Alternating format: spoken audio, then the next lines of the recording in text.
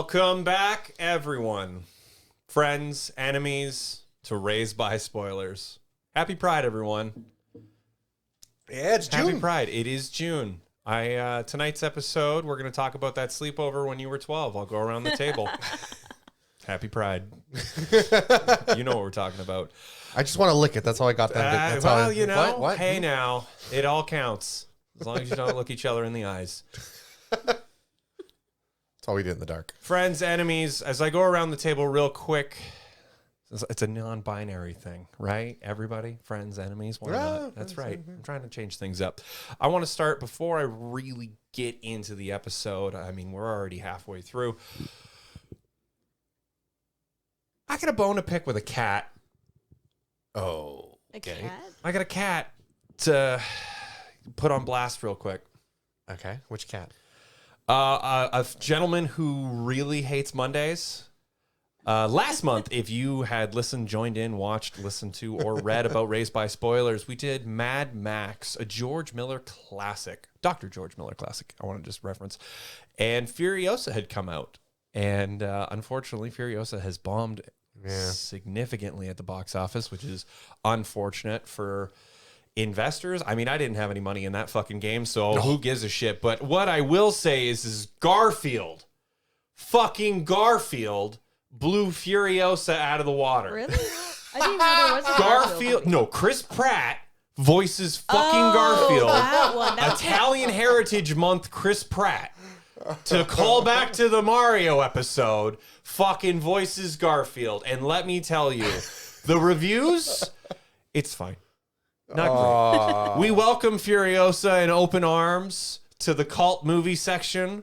We cannot wait for you to age out of memory. Unfortunately, the film itself, from everyone's reviews, pretty fucking great, except the movie came out probably 5 to 10 years too late after Fury Road.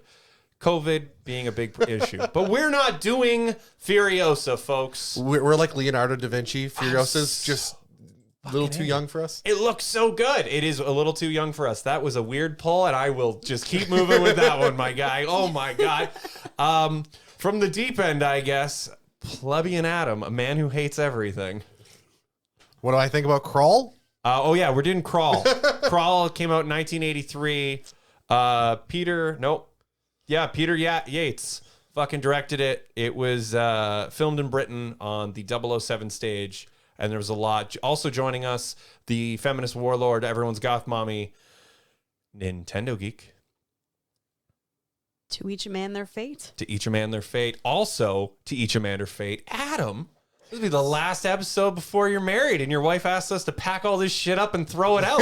This was a wedding movie. This was a wedding movie. That is true. There's a theme for everything, folks. I just want to let you know I'm proud that we're ending the show on Krull. What? Because your wife's going to say, okay, we're married now, and it's all over. Okay, pack this Pack whole this room up. This is the baby's room. This is the baby's This is room. the baby's room. The good news is, if I could convince her to waste every Saturday in doing D&D with me, I'm pretty sure I can get her to sacrifice a room for us. Fucking right. Krull. Do we want thoughts? Do we want numbers? What do we want? Let's give us some numbers. Give us some stats first. All right. Here's this way I know stats. what I'm working with, because I am so curious about the budget to this movie. Okay. I cannot tell if the budget to this movie is super cheap or super expensive. If you could guess, like just throw a a number out there. Throw a number. 1980 to 1982. A mil. A mil. I don't know. I get the feeling like this is a really cheap $1 million? movie. $1 million. Okay, so This is Evil Dead had like, what was Evil Dead's budget like? You've got the big old computer there. No. You looked that up. Evil's Dead was like 200,000. It was like 400,000. I don't think you can make a movie for $1 million. How much do you think $10 is nowadays, sir? I'm thinking also inflation, right? I'm thinking inflation. So I'm thinking old school million, not new age million. That's what, All right. Well, so is that accounting for inflation or it's original? I'll give you cost? inflation. I have the inflation numbers. So, Amanda, I've got the inflation numbers. Because if I were to guess nowadays money, I would probably go like 10. 10 million. Yeah. Okay. Yeah. So, Krull was filmed on a box office budget of 30 million. Yeah, okay, that's fair. Nowadays, it would have gone for, within inflation, 84 million. See, I don't know why, but I felt like even though the sets were amazing, I felt like it was a cheap for whatever reason. Krull only made 16.9 million back. Yeah. It bombed. Oh, that is so painful. So finish your sentence while you shit on this movie. I'm not shitting on the movie. No. I just, there is a weird, like, I almost felt like everything that was beautiful about this movie was brought together by people who had, you know, were rubbing 2 pennies from their pockets. Right. You know what I mean? I felt like it was a real, true, great. Here comes Adam's Jewish rant again. You should have listened to the Mad Max episode for that one. Jesus Christ. All right. I do need to listen to Yeah, it you still. do. Go ahead. But I feel like it I don't know, it felt like one of those movies where it was beautiful and they filmed really great scenes like outdoors. Outdoor stuff. But they also had a lot of sets, so I thought they put all their money into the sets because they sure as shit didn't put into the actors. But I think that's kind of where, or at least I should say the script writing, I think that's where it all went down. I feel like it's a really cheap You know what's movie. not great is this killed. Stanford Sherman was the writer. This murdered his career. It doesn't surprise me. I don't think he really went on to write more. This was pretty much we're not going to hire this guy. That doesn't surprise me. This is one of it's not one of the worst scripts we've had. It's not great though. Mm-hmm. That's for sure. Well, he did Ice Pirates, which is another future Raised by Spoilers one, which is another sort of, you know. That definitely fun. sounds like our train wreck. It is. It's Mad Max on Mars. He did work on Batman, like the 1960s Batman, like live action. Cool. Really? And then the man from Uncle. Yeah. Oh, okay. So he didn't, this was kind of like, ugh. Yeah, so I think overall thoughts are pretty simple. This movie was visually amazing. They had, I still think they put all their budget into the sets. So I'll tell you right now, fun fact on you, if I can hit up for you real quick.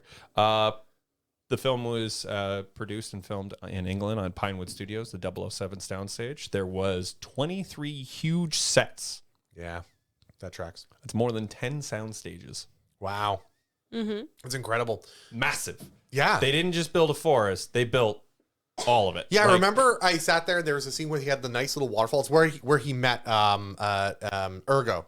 Yep. And I was like, oh, that's a nice little scene. And then they expanded and cut it from a different angle. I'm like, oh no, this set is Huge. way bigger than I thought it was. Well, it's the same studio that they filmed not Labyrinth. I think it's the same studio that they filmed Labyrinth, but where they filmed Legend. Right. And what's interesting with that waterfall is it's in one fucking shot. Yeah. And then what's odd, unless it's movie magic and stuff, and it's just the way the trees and the shots were picked up, but we go to a completely different forest. Yes. Sort of outside. Mm-hmm. Or I believe it's outside. It looks outside. It was convincing enough to be like, oh, fuck, we're outside. It did look like a set. They're inside, and it's just another side of the set for them to keep filming in forest shots. Yeah. I mean, it makes sense to just build a big woods and just say, hey, we're going to have the horses running through the woods, and we're going to have all of this go through. Nintendo Geek, not your first time watching Krull. No, I want to say it's like my third, I think. Give us your through line just right off the top. It's funny because the first time I watched this, it felt way longer than it actually is. Yeah, you had warned me of that. I'm like, there's no way. Because I think we watched it like in like 2 parts last time, or the first time. And it was a lot to get through. Kidding me? The first time we watched it, we were stoned out of our mind. Yeah, you and you're kinda like, have to hell be. yeah, there's space aliens. Yeah, you need to be. Yeah. But my first reaction was, especially with the scene in the beginning with the castle and the wedding, it's like, wow, they really put so much into the set that was literally in the movie for 10 minutes. Yes. Yes. There's a lot of sets that Yeah. were like, here's 2 shots. We're done. Yeah. You're like, what the fuck? Like- how do you afford that? Even though, like you said, they just had the sound stages built, you can really tell that, like, you know, probably like 2/3 of their budget was making really nice sets. Yeah. Yeah. Like lived in, you can run around in them, and at the end, like when it all gets destroyed, I'm assuming they used like the actual props and just destroyed everything. Well, they Oh, never yeah. go back to like the castle. Yeah. Exactly. They never go back to. Well, they even got the one Yeah. where it's like it looks like I guess it's supposed to be like a vein of the It's when they're in the castle and the whole floor splits open. Yeah. They have one scene with that. Yeah. They built a mechanical floor Yeah. for one scene. Yeah, because Yeah. they thought it was cool. Yeah. Apparently, Wild. this Drugs. was one of the most Drugs and arts. Oh, yeah. Apparently, this was one of the most expensively produced films of that time up until that point. Like, they put so much money into it, thinking it was going to be, you know, like a Star Wars. I think they were saying it's like Star Wars meets Excalibur. Right. That's on the box. Right on the box. Oh, right is on it? the back. That's funny. Excalibur meets Star Wars, lavishly mounted. Yeah. And I think if they would have been able to do a sequel, they probably would have reused a lot of the sound sets and the stages and all that. But I don't know. It's hard because it has a solid beginning, middle, end plot through point all the way through. Yeah. It just, like you said, it dwells on certain scenes a little too long and it rushes past others too fast. Yes. Like the pacing is a little odd. But it's Yes. still an entertaining movie. Rich, you've bought this movie at least 3 times now. I have it Yes. on VHS. I have it on DVD. I've had it on. I think I had it on DVD, and then I've had it on several Blu-rays, and I've just lent it to people, and they either really love it, or they really love it and end up keeping it, or they have lent it out to other people because they're like, you got to watch this batshit movie. So now that you've bought it 3 times, Yeah. I gotta know. Okay. What are your first thoughts on this is like the 20th thoughts on this movie. Okay. Well, I'm really. sorry, everybody. Hi. Hello. I'm gonna be real with you. The movie's a fucking mess. The movie's an absolute mess. Yeah. It's so messy, but also in the same way, it is to me. This is very peak 80s fantasy. Oh, yeah. Right? I think your go-to is Legend. You get the unicorns, you get Tim Curry. Yeah. Without any of the makeup on, just in general, Tim Curry. And then this is that like sword and sorcery where it isn't Conan the Barbarian. Yeah. It isn't ripped muscles. It's a band of characters, and characters are getting killed off. It's very and Errol Flynn, like, what's his name? Robin Hood. Robin Hood with, I wouldn't even say Excalibur. I would just honestly go Robin Hood with bits of Star Wars, with a lot of Lord of the Rings. Yes. And There's it's a lot oh of my Lord of the God. Rings yeah, in there's a this. lot of Lord of the Rings, there's a lot of Star Wars, and then there's a lot of Robin Hood. And when you look back on it, it's a lot of that copyright, or not copyright, what's the best way to put it? Open source. It wouldn't have been open source back then. Yeah. It would have been like King Arthur isn't copywritten. Yeah. Robin Hood isn't copywritten. Correct. They're Right. out. They're out of the domain. Out of the domain. So a lot of properties that would have been out of the domain, right? Yes. That would have been shopped around because obviously we have Men in Tights and we have other films within this. I mean, Excalibur came out a couple of years ago. I honestly think that if they, based on the Excalibur meets Star Wars, they probably would have said Lord of the Rings meets Star Wars if this came out after Peter Jackson's. But nobody knew what Lord of the Well, Rings no, because was. Baski's. Oh no, it was The still animated one. popular. Yeah, but that wasn't popular. No, that it wasn't. killed the franchise. Yeah, Lord of the Rings was huge, and then that came out and it murdered it see, that's my point. until Peter Jackson kind of revived it. People didn't really know the name, so I think they would have put Lord of the Rings on here, but people knew Excalibur. Can you look up Excalibur real quick for me? The film? It's a sword Yes. In a lake in a lake or a stone. stone, depending on who Could forgot have been it. a stone in a lake. What if it's in a museum, just like every other British stolen artifact? So what's odd to me is 81. Okay, so 81, Excalibur, Liam Neeson was in that one as well. We will watch Excalibur. Patrick Stewart, wonderful. It's really really? good. Yeah, Liam Neeson plays Gawain, the Green Knight. Ooh. What is the runtime of Excalibur real quick? Because Excalibur did this 2 hours and 20 minutes. So there's this weird hiccup within old cinema that everybody kind of wanted to go in and make almost like a Lawrence of Arabia. They wanted to make their like 3-hour epic, Yeah. right? Conan gets cut down because of effects and locations and then just the heat. Yes.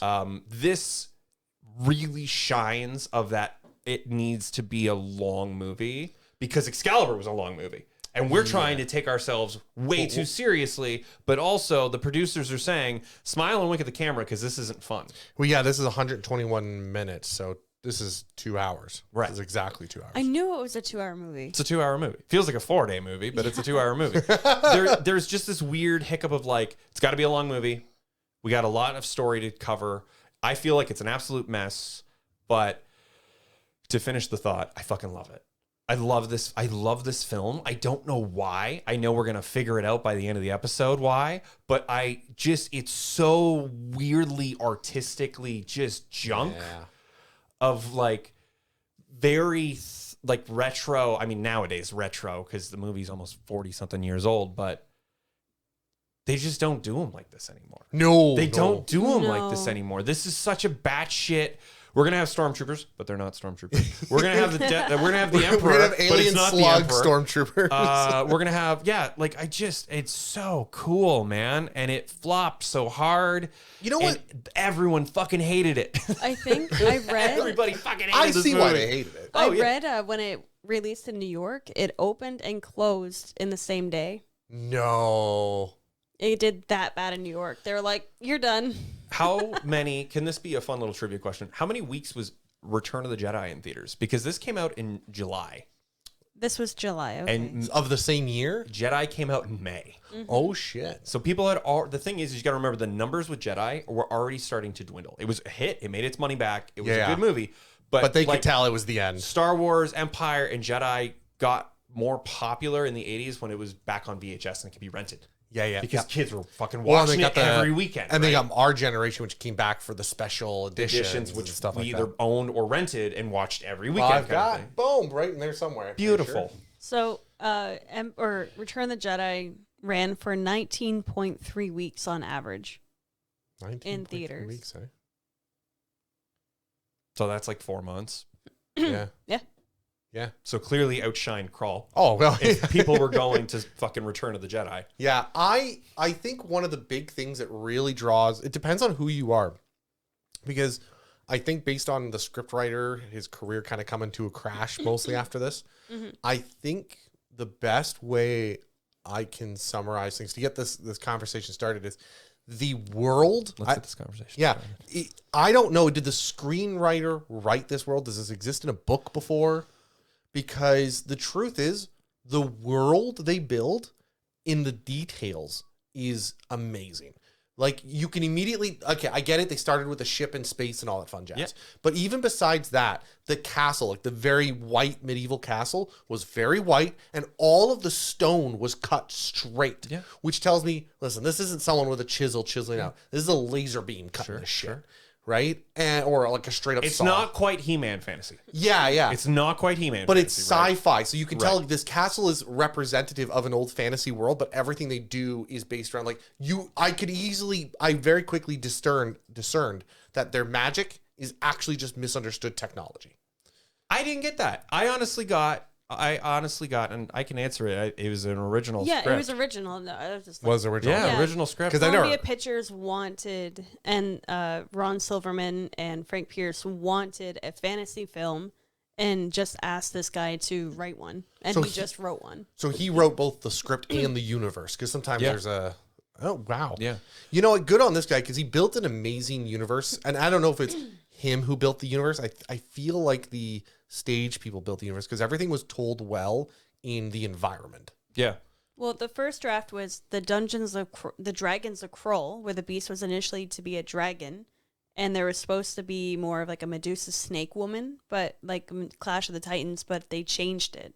Oh, interesting. So the first version was more, it sounds like D&D, kind of like more like fantasy, and then they kind of changed it to be more, as it is now, more sci-fi. Gary Gygax was frequently asked because of rumors, because of the film and the script drafts, if this was the D&D movie or if this was some sort of tie-in, and he went, God, no.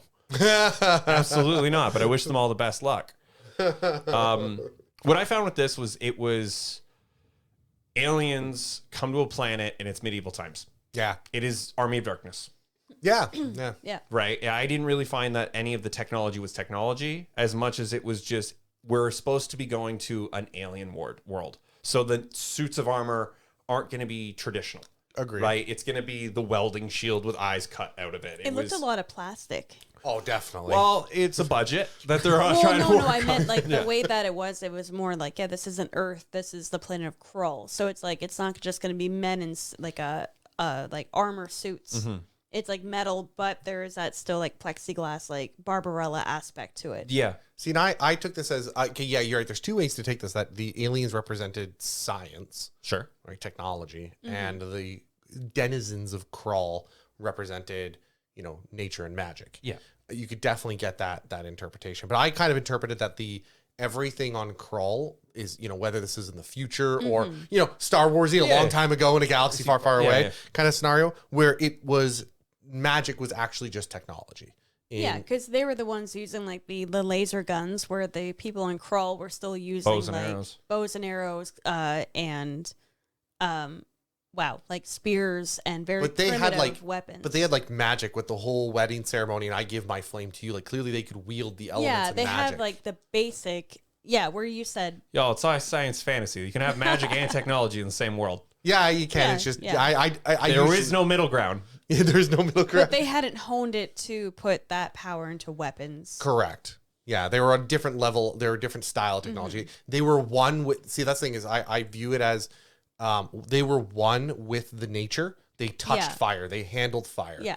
Whereas the villains, the Slayers, they had to use tools to control the energies. And to me, that's that one connectedness with nature that they kind of had that duality. Cool. And maybe I'm reading far more in than the script I'm ever glad intended. you're loving it. I just thought it was like, hey, aliens showed up and they have technology and they're on this planet or this section of the galaxy or whatever, or the bad guys haven't discovered magic.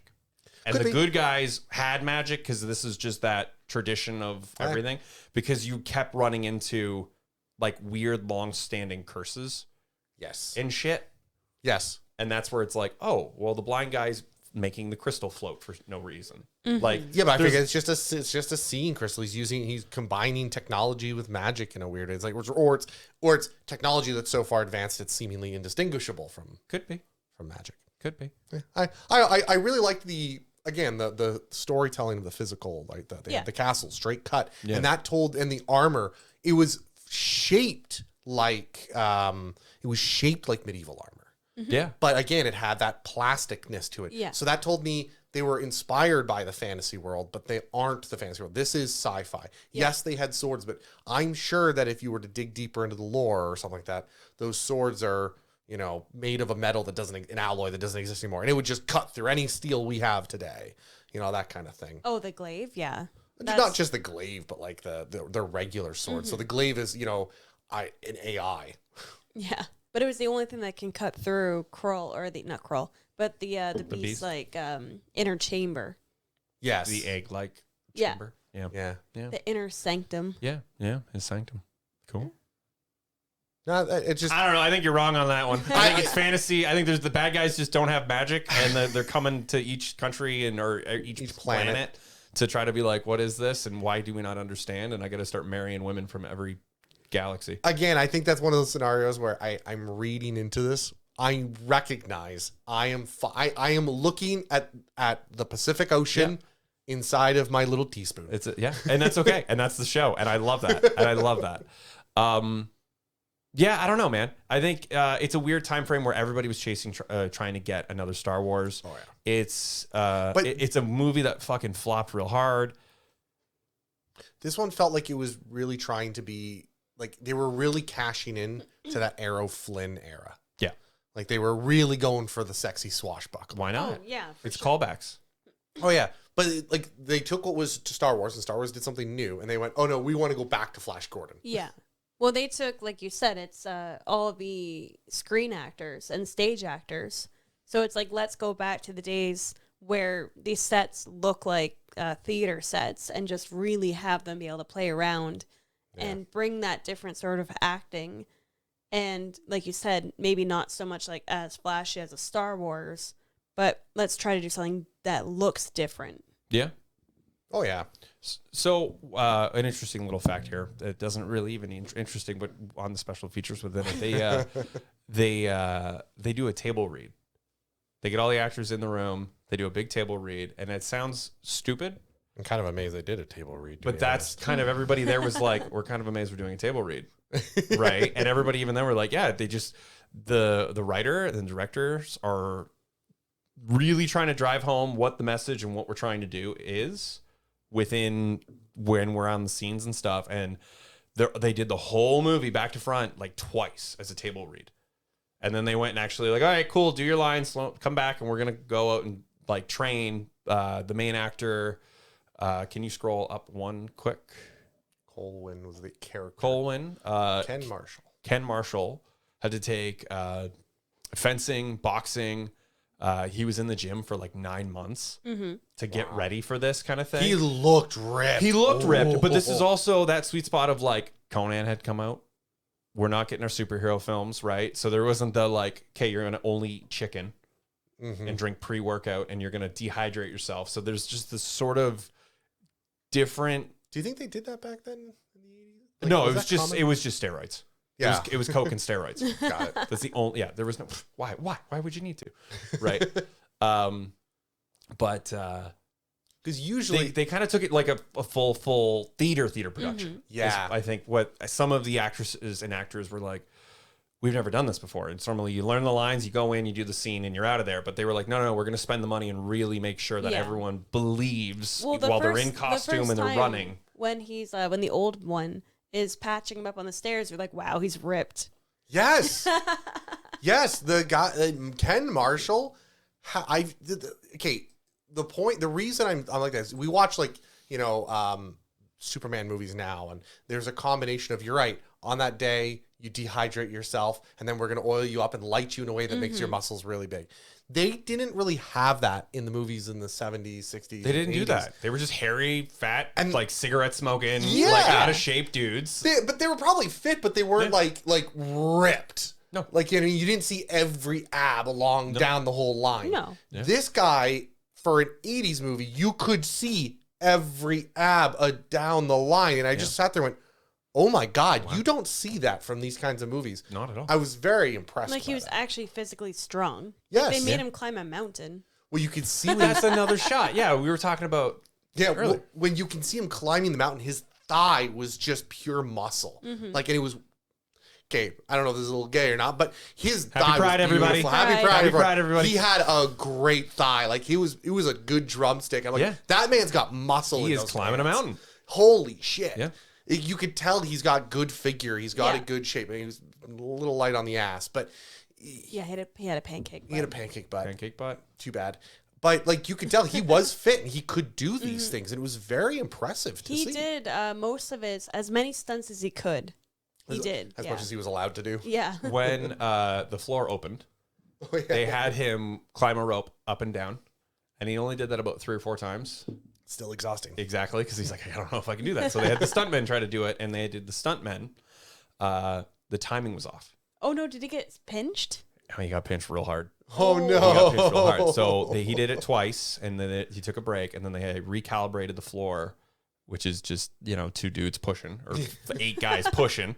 And the stuntmen went to go do it to make sure, okay, you're safe. We're not going to get anybody trapped. We're okay. You're clear. And they had timed it to the stuntman. So finally he goes in, and you can see you can see where he gets pinched, and that's where they keep the. Is that the scene That's they the cut? cut. That's the thing. Kinda Because they're like, pulls oh the yeah, it's sword out. realistic, and he's like, fuck realism. I get hurt. Like I get.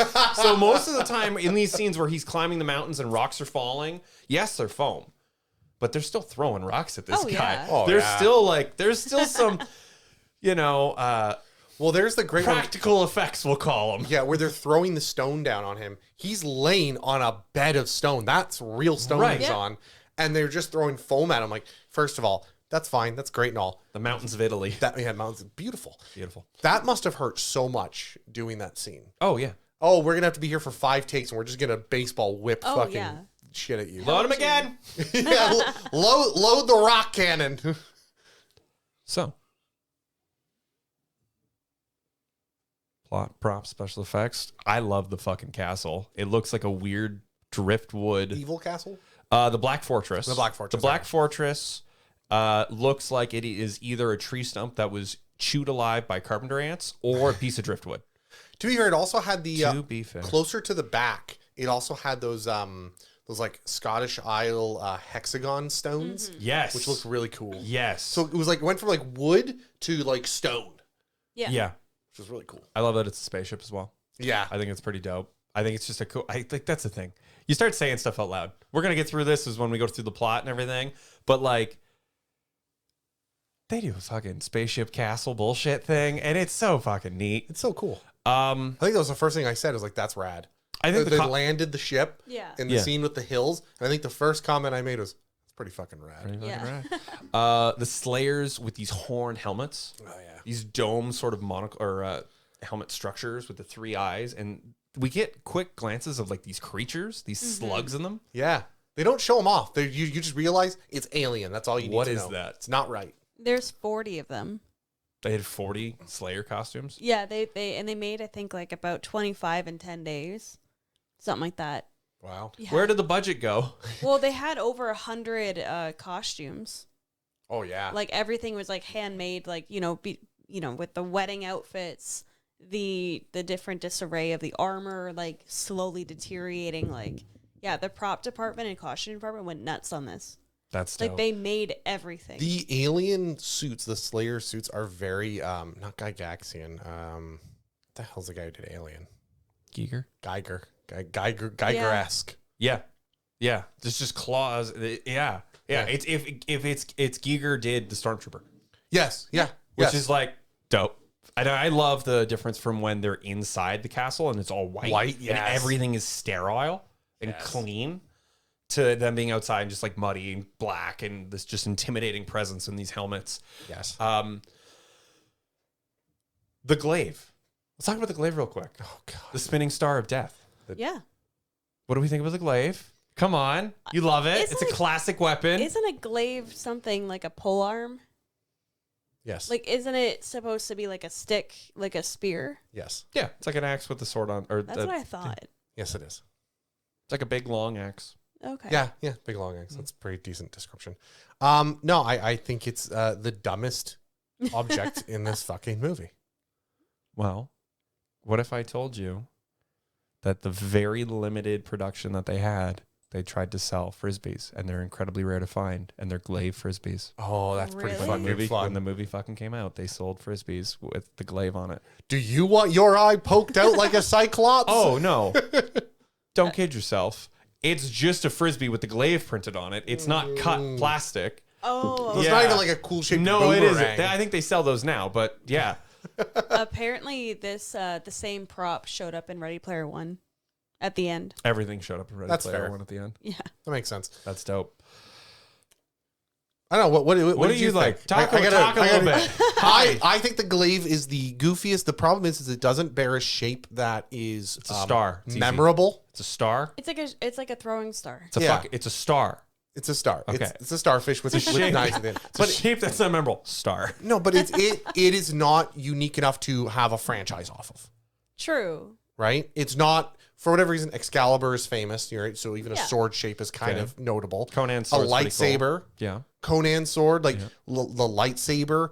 It's not an item you can live a franchise off of. It is not cool enough. Well, the fact that it was like their house, like his house's symbol, and then all of a sudden it's like, oh, it's in that mountain there, and it's like, why didn't this get found before? Like, why didn't other like I guess they did prelude that other men had tried to go and get it, and I'm assuming died with the lava. Yes, With the lava. none were worthy. He was obviously the chosen one Well, it's because the King she Arthur chose thing. him. Yeah. Yeah. To be fair, To be fair, To be fair. it was the symbol for both of the houses at the beginning. So the two houses that were at war, because obviously they were in. What It was her half name? a star. Lisa's. They were in Lisa's castle, right? Oh, and they yeah, had the okay. symbol throughout the castle. And then when they showed the Colwyn and his dad come in, they had the symbol as like necklaces. Oh, I thought it was just his dad. Oh, no, it okay, was okay. both. So you guys are both wrong. It was half a star each, and then when they put them Oh together, my god, best friends. No. Yeah, it was great. Did you not see that? That's I why the didn't. key went in the middle so they could connect it. I You did. thought it was like the Jesus Christ symbol, the cross, and then it's Yeah. like, oh, it's a key, and we're like, oh, Yeah, it does look like a it was cross. weird. Oh, no, I didn't. It was weird. Oh, is that what that scene was about? Yeah, it was just a key. There's a lot in this Oh, I movie. missed You that, really do yeah. have to watch it a few times because things just happen so fast, and you're like, "What?" Here's the MacGuffin item. Can you put it in your pocket real quick, and we'll talk about it in the third act? Yeah, yeah. All right, cool. Thanks a lot. But he We'll just, laugh about it later. Yeah, I don't know. What other What did it you is a- love it is about a the glaive? weird weapon. What do you What do you love mean? about It's a the glaive? star. You throw it. There's But knives it's- at the end of it. So was he controlling it, or is it sentient? I think it's sentient. I think it's sentient. But- You want my personal opinion? Give Yeah. it to me. Okay, this is. Hold up. Let's fucking let's get the Let me get hat. out of the Gotta get the shot. tin. There Gotta it get, is. gotta get the tin hat here. Gotta Tin get the tin hat. hat. Okay. I think that again, this is that precedence of sci-fi, Okay. right? So I think the glaive is an ancient scientific weapon that is AI. Do you think it came from another planet? It could have. Yeah, I don't. like that That too. I like that. it's possible. I like that. Totally possible. What if it's a small spaceship? Oh, I Men think in it's, Black for y'all. if we really want to, again, I'm going real Adam, fucking deep on Adam, this. trust me, go for it. We have plenty of time, and I have a bit prepped and everything. So These let's go. are humans, right? These On are a planet humans. Krull. With What a if they are cyclone. humans from the planet Earth No. and the AI on a far ship brought them all the way over here long ago? Wow. And this is the last vestige of that ship. And it's the last vestige of the ship AI. Their technology is gone, right? This is a new civilization. Just a glaive full of semen. Just a glaive full of. It's just a space glaive with an AI in it. And Okay. it's the defenders of this world. It is what brought them on their colony ship. I kind of like that. That's Fuck a little yeah. weird. Isn't that weird? Okay. All right. Okay. It's Maybe. that's so deep. Keep pitching Maybe. it. No, But I thought it I'm was not- fun. No, I think that's fun as hell. I got to scooch over. But I think that's the value of this movie is for whatever reason, I don't know why the script writing didn't do it. No. But there's something about what they did in this movie that made me think there's something deeper here. There is. There's lore, there's something. There's a to whole it. religion. I love it. Yeah. But they didn't do the Dune route where they just went heavy into like politics and religion. That's the Yeah. thing. You There was don't. no exposition dump. I beg to differ.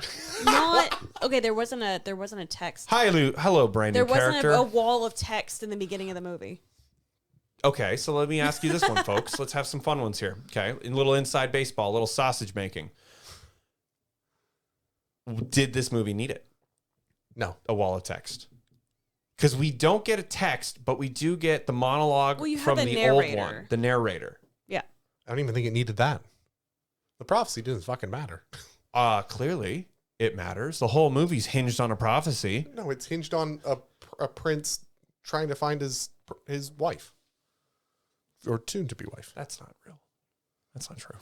Prophecy. You mean the prophecy isn't The real? fire of love is Prophecy real. isn't real? I think that was the whole crux was it was like power versus love. Yes. No, seriously, I think you're right. Power always wins. It's power versus love, technology versus or alien slash technology versus nature and versus nature. Yeah. I think that's what it was. I think it's as simple as that. Heck, all their characters have one word, one name. Yeah, because it's so they're easy to remember. I know. They're trying to be like Han Solo, right? Luke. That's it. Well, Han Solo is 2 words, but sure. Princess Leia is also 2 words. Widow of Right. the Web. Yeah, Right. she's the only one with multiple names. All right, Kai, you guys trick me with the Widow of the Web one. Fuck off. Both of you. All right. I thought it was cool. With, I think the glaive is stupid. I'll say it. I don't care. It's stupid, but it's cool. But also, it's not like Dragon Slayer. And I'm sorry I interrupted you. But I think it's Dragon Slayer where he's got a sword that has 3 swords on it, and then 2 of the swords shoot off because they're loaded by springs. So it's like, let's be real here. The dragon in Dragon Slayer is sick. They built a full-on functioning animatronic dragon. It looks like paper mache because it's a smoke machine room. And then this guy just fires fucking Nerf swords out of it That is versus the ninja star that is sort of trying to be the Force and Excalibur, Yeah. right? It's not perfect, but also It's just not cool enough. it isn't cool enough. And you know what, realistically, my thing that fucking hangs me up about the glaive, and we'll get to you in a second, Amanda, I'm sorry, is as soon as he gets it, he's like, don't fucking play with the toy. And You'll know when to use it. if you throw it and lose it, we don't have time to go for another quest to get it back. He just tosses it down the mountain. Oh, fuck, it didn't come back. Right, it didn't come back. Where I honestly wish it was more of like the Obi-Wan Kenobi moment. And like Luke on the Falcon practicing with the lightsaber, but you don't have time him because just we're like- running, and it's him being like, him throwing it, and Ninja Scroll. It just keeps going. Yeah, yeah. And cutting trees and shit. Yeah. And we're like, oh fuck, there's like, and he's like, oh fuck, this is powerful. But he can't get it to come back. Because then at the end of the movie, when he's trying to pull it back and it won't come back, and the entire time, the old one, our Obi-Wan Kenobi character, is like, hey, you might need to work on it, and you've got to believe in yourself. And the whole believe in yourself, power of love, blah, blah, blah. Because then the conflict with the Beast, where he's finally, the woman I love is in trouble, and I believe that I need to fucking get there at all costs, versus I need to pull the weapon back because I want to make sure the creature is dead, versus I just want to keep the super powerful weapon. Yeah. And Glaive's like, you've done it. You've killed the Beast. Yeah. Yeah. There's a weird push and pull. Because it disintegrates anyway.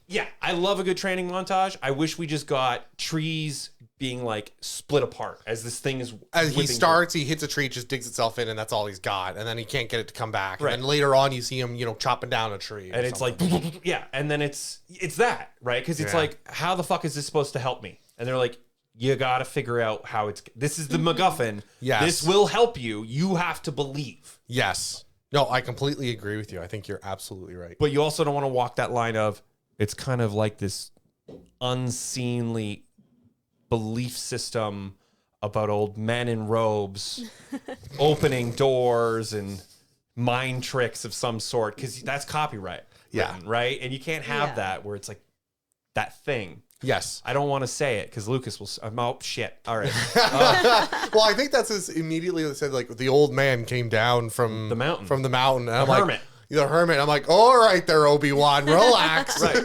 That's the only thing, and it's weird because it's already a 2-hour movie, and like I know some of the walking scenes you could have cut, the travel. Yeah. But I get the concept I'm of sorry, like they were my favorite. They were great because it's beautiful. It's beautiful to see these just massive Yeah. mountains in Italy and like these, like just it's beautiful.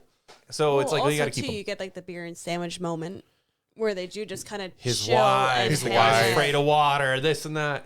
Yeah. Yes, absolutely, yes. Yeah, it does take its time. It's a weird movie where it's like we have to go, but we don't know where we're headed, and we need to rush there and figure out who knows where we need to go to the next And then MacGuffin. Yeah. after all of it, it's like, just fucking ride the fire horses. Yeah, the just get from point A to point B We with need to fire get to horses. point A to point B. I mean, they called Eagles. You're right. Oh my God, they called eagles? No, No, they're fire mares. But what Oh, I would, thank God.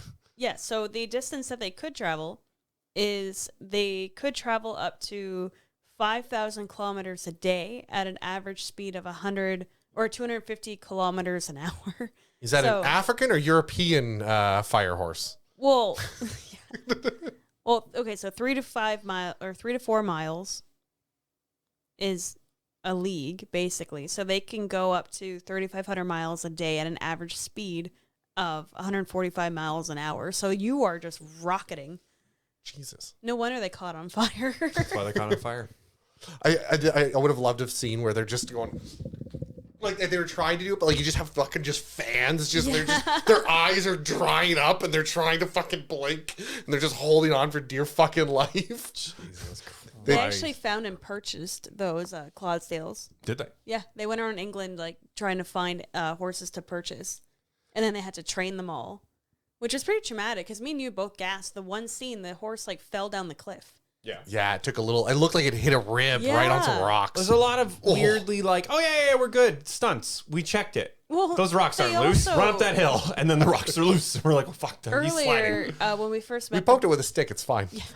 when we first met the bandit troop, they literally trapped a piglet in between the axes, and the piglet was like actively trying to get out. So it's like, were they really nice to animals on this? How do you feel about Ergo the Magnificent? Yeah, let's go back. Can to we go him. to Ergo's David Batley? He was the shapeshifter magician. He was a magician. Ergo. His character is as chaotic and absolutely useless as his entrance. Oh, Adam, where's your sense of fun? He showed up. Yeah. as like a meteor, Comedic relief. and he makes no fucking sense the whole time. He's definitely trying to be the comedic character, Right. but he's not that funny. His comedy comes off as just being a jerk. I mean, he's very dry. That's why I love him. Well, he's definitely very British dry, that's for Yeah. sure. Yeah. Yeah. But the problem is it just doesn't come off as funny. He just comes off as a jerk. Like, I am, small in stature, big and powerful. And the kid's like, well, that's a really cool name. He's like, yeah, your name sucks, kid. And he's like, Jesus Christ. He's like, we'll work on that. But then he grows like a relationship with like Teach, like the apprentice of the seer. Yeah. Sig. Teach. And he never really gets good at his magic. No, He just accepts that he can only transform I mean, himself. at the end, he got it down because he turned into the tiger. No. He was always able to turn himself into whatever animal he's wanted. What he never succeeded at was turning another person into an animal. Fair. So he basically just went, well, listen, I can't succeed at what I wanted, so I'll just always turn myself into cool shit. Oh, you need, consent. Yeah, and he was never on Monty Python. Yeah, that's wild. He definitely reminds me of a Monty Python actor. Yeah, I don't know. I just didn't like him as a character. Yeah, did you like Ergo? I thought he was like the comedic relief in the scenes where he was kind of like the goofy one. He would stop and take breaks, and it's like, hey, come on, like we can't just sit. Like, come on, we got to keep moving. I don't know. I He like was a- Ergo. Yeah, He's a dork. He's a dork, and nothing goes right for him, and everyone laughs at him. That is true. also Like, he had the first connection with the Cyclops He did. role. He looked He him in did. the one eye. Mm-hmm. And then That he Cyclops ran is cool. because he's racist. He ran. Well, I mean, it's kind of scary. He's got one eye. And he's like 9 feet tall. I'm sorry, everyone you just who whacked watches. Yeah, I know. Yeah. Everyone who watches this with an eye patch, Yeah.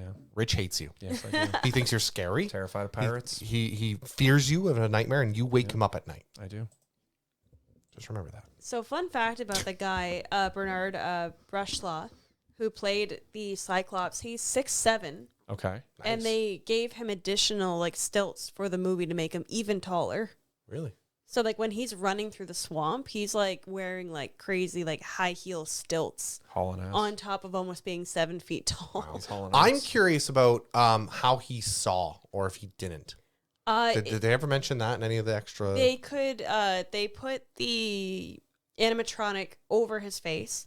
He could see through like a little tiny slit, basically, so he can just see enough to see where he's going. So like kind of like where the cheeks were. There yeah, was like a but it little was slit. animatronic. Yeah. Okay. Cool. Still, that's wild. I was like, how's he seeing? Like they must just be giving him steps. Yeah. Well, before we get to plot, let's do a little promotion. Do you guys want to play a game real quick? Let's play a game. Okay. I like games. I love games. Okay. So here's what I need you to do. Okay. I need you to pull the pin out of that. Okay. Okay. All right. Okay. Okay. You get the green one of always. Oh, Okay. okay. So there's a battery in there. You're just going to pull that pin out real quick. As Boom. we cut to our ad break. Ladies and gentlemen, welcome to Special Features. As our contestants figure out how their buzzers work, we're going to ask them some fun questions just to move the show a little bit on before we get into our plot. All right. I got my button. All right. Wait. What? Okay. All right. It works. Real. That's a really long That's button. very obnoxious. Hey. Let's get through these questions and we'll have a good time. Okay. Okay. So each question is worth 50 points. All right. Is everybody ready? Is that an arbitrary number? Yeah, Okay. Cool. it is. Cool. Whoever gets the most questions right, obviously, right? Okay. All right. So, question number 1. Hands on the buzzers? Or hands off the buzzers. Come on now, folks. Contestants, I need you to name 3 movies produced by Dino De Laurentiis. Oh fuck. I'm terrible. I'm so fucked. Yeah. This is not gonna work. All right. Okay. Buzzing in. Okay, buzzing in. Okay. All right. Dino De Laurentiis. I'm going to say, Dark City. Nope. I'm going to say, because I got to name 3. I'm going to go with, actually, Dino's probably older than that. No, I have to shift Conan, and then Fuck it. I'm gonna spread. I'm gonna spread wide. I'm gonna spread real wide here, and I'm gonna go with the boys. The boys? Yeah, the vampire one. The Lost Boys. The Lost Boys. Okay. All right. You're not allowed to help him with the question. Would you like to steal? Was it? You got to hit the button. Thank you. Sorry, you got those wrong. Oh, I definitely got them wrong. Yeah. Is He-Man one of them? Are you asking me or are you telling me? I am bad at this. I know we've done a few of them. We have. Memory is not my oh my jam. god. Spoilers, everybody. It's questions about our show. I know. Barbarella, Flash Gordon, and He-Man. I think those are decent guesses. I think those are decent guesses. Hang on for a second, because I wasn't. Because I know he did like the older, like the sword and sorcery ones. I'm sorry, you're both wrong. Okay. What was it? I'll save that question for another time. Wow. Didn't know there would be a test. Yeah. Question number 2. He's like, fuck, I gotta make this simple. I gotta make this fucking no shit, right? These guys are stupid. No. Question number 2. With the 1980s comes heavily inspired soundtracks. In the movie Flash Gordon. Oh God. Yeah. The film is laced with royal conflicts. Who did the soundtrack? Who got it first? In David Lynch's Dune. You suck. I don't believe that's where that was going. I wasn't on the Dune episode. It's me? She buzzed in first, didn't she? You guys looked at her. can rebuzz if you wish. I don't know who did the soundtrack. For David Lynch's Dune? It's a rock band. Wait. Oh! Queen. Oh, I don't.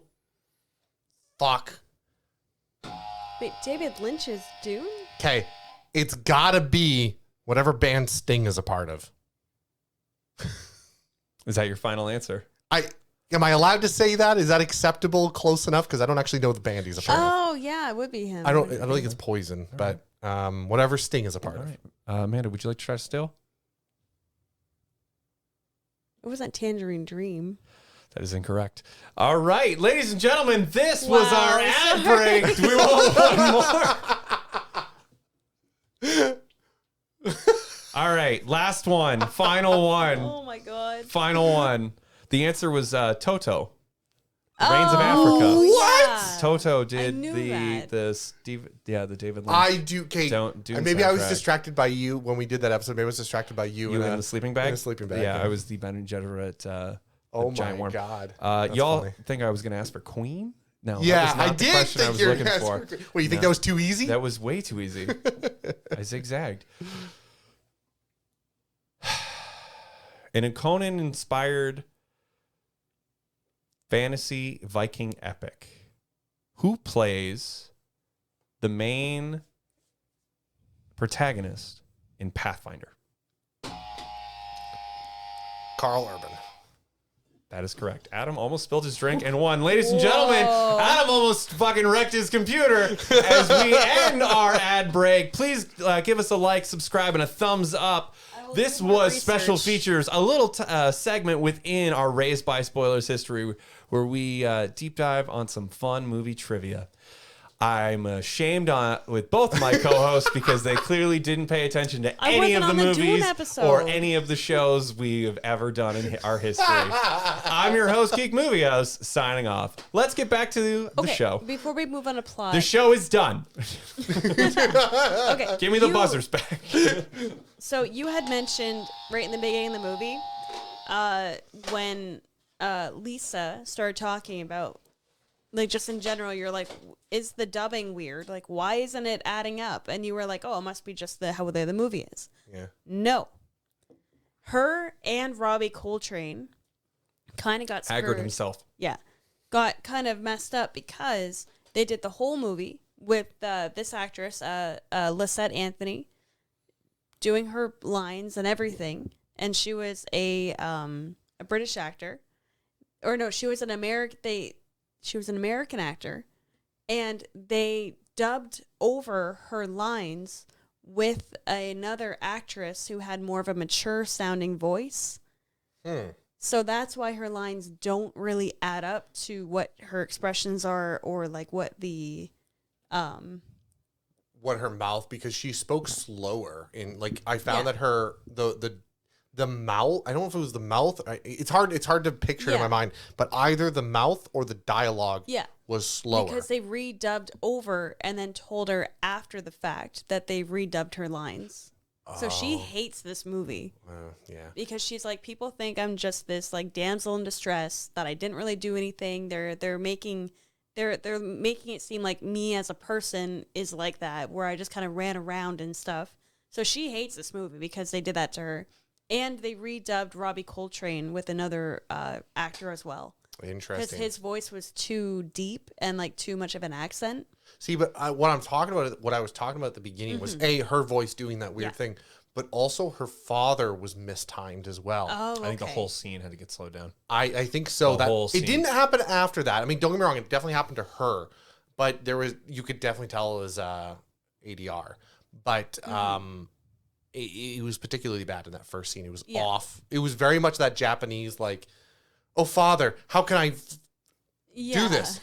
It's It was definitely Godzilla. it was style. like the little girl in Dune, where they like redubbed over her voice with like an old woman's voice.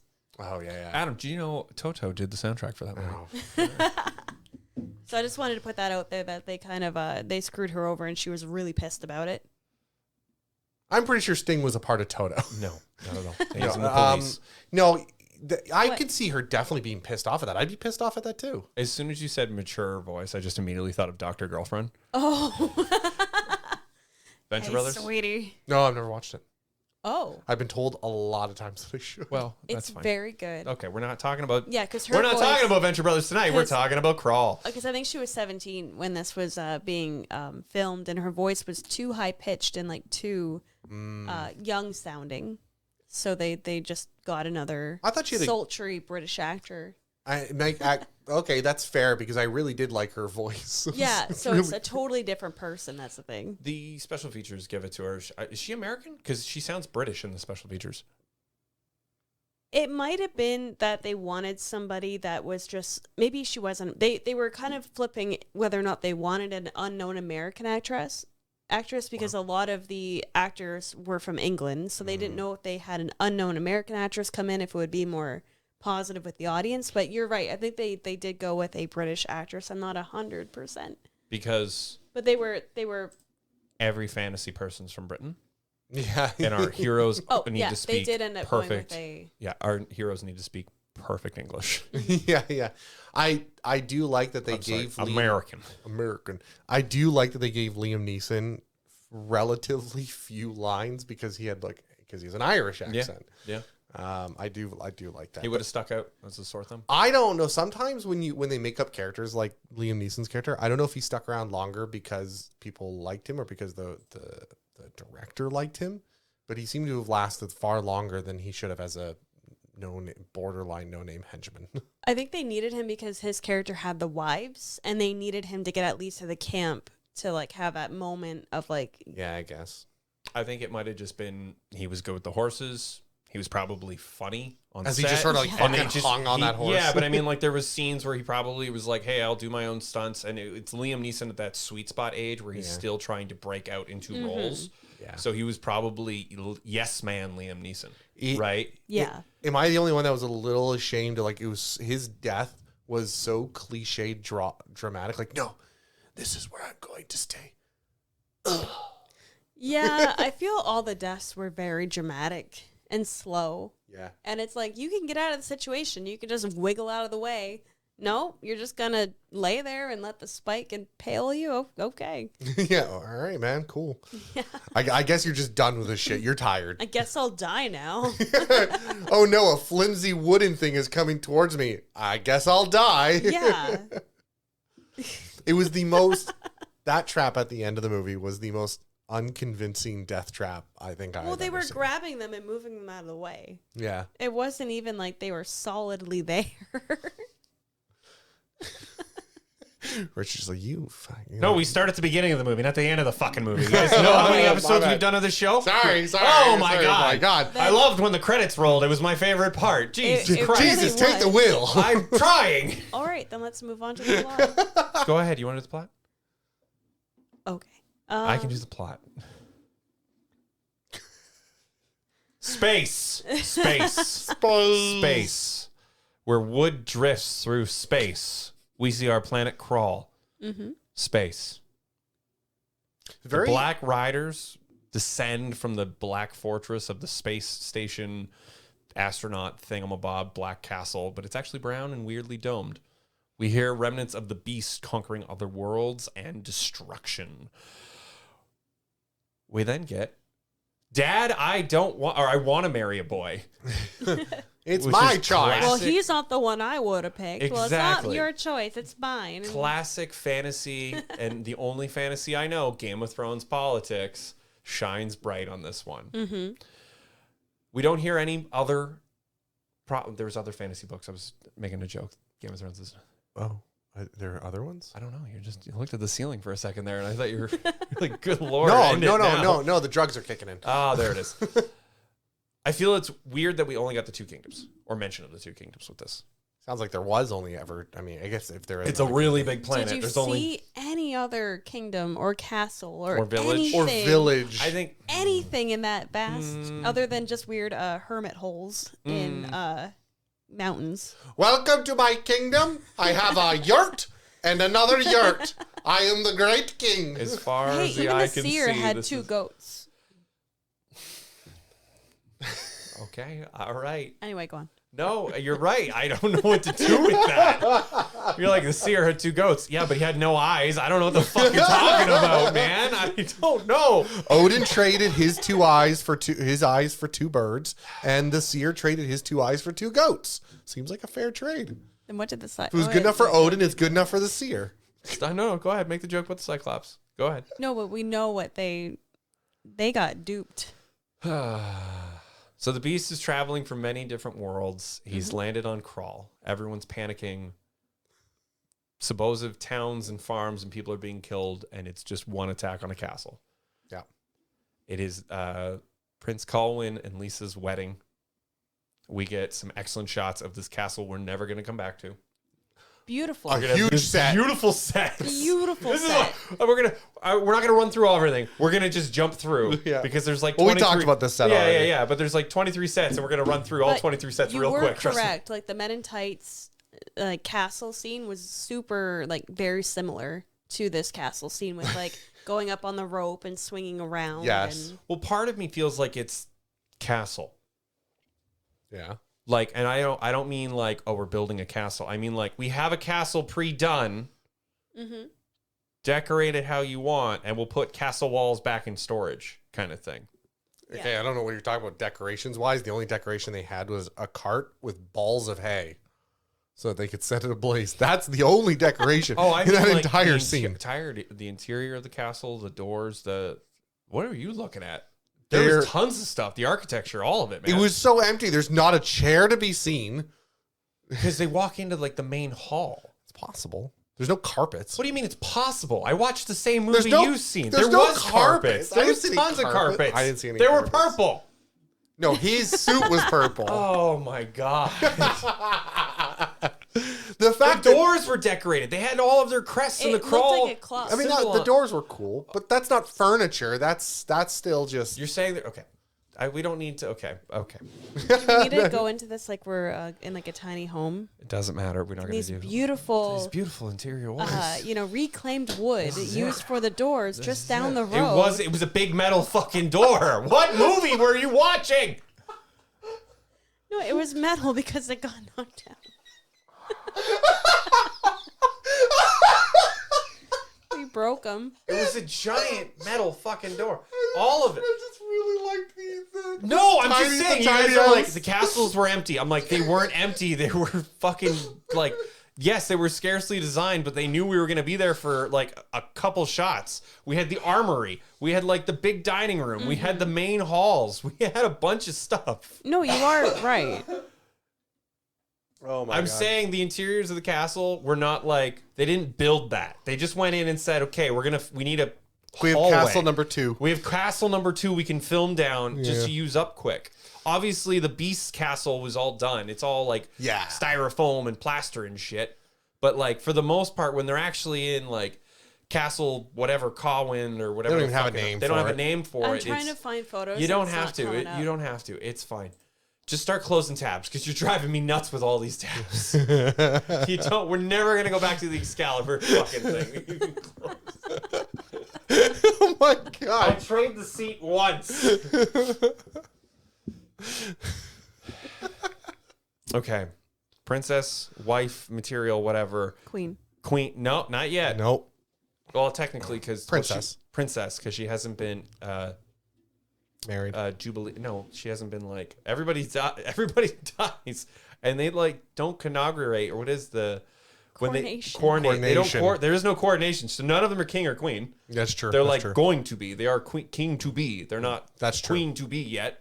They're still princess and prince, which is your classic fantasy story, storybook fairy tale wise. We run through. Princess gets kidnapped by the Slayers. They're in this bitchin' fucking armor. They're all riding horses, which no one talks about. Where did the horses come from?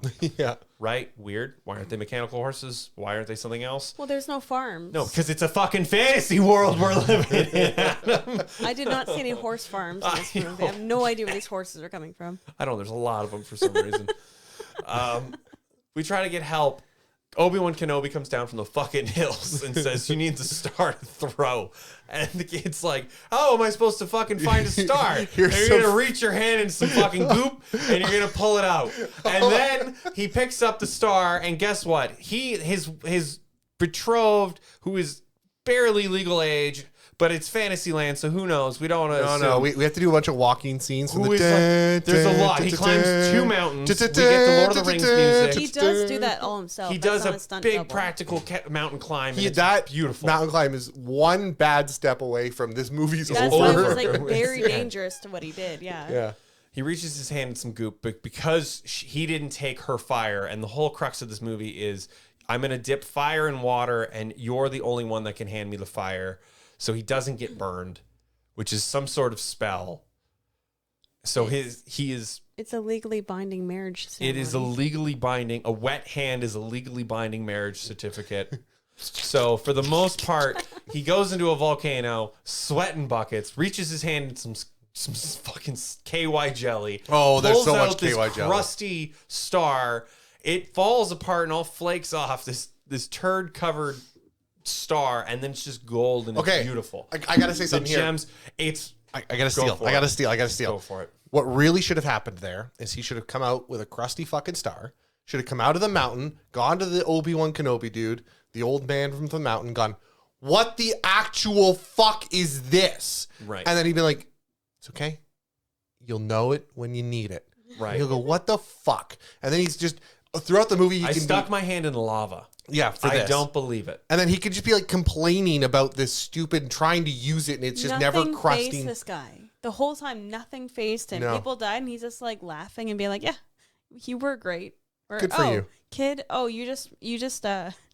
I'll get to there. I'll save that. Friends, the only people that are actually really good are Ergo the Magnificent, who's actually acting in this movie. Liam Neeson, who's just fucking Liam Neeson, and then they voice overed Hagrid. Yeah. Okay, They did voice over Hagrid.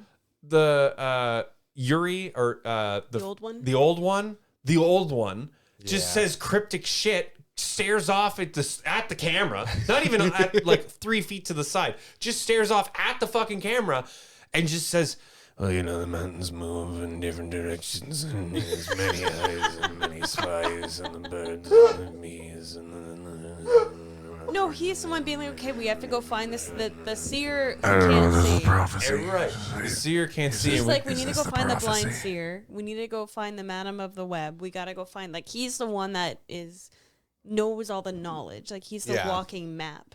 Yeah. right after he gets out of the wizard state.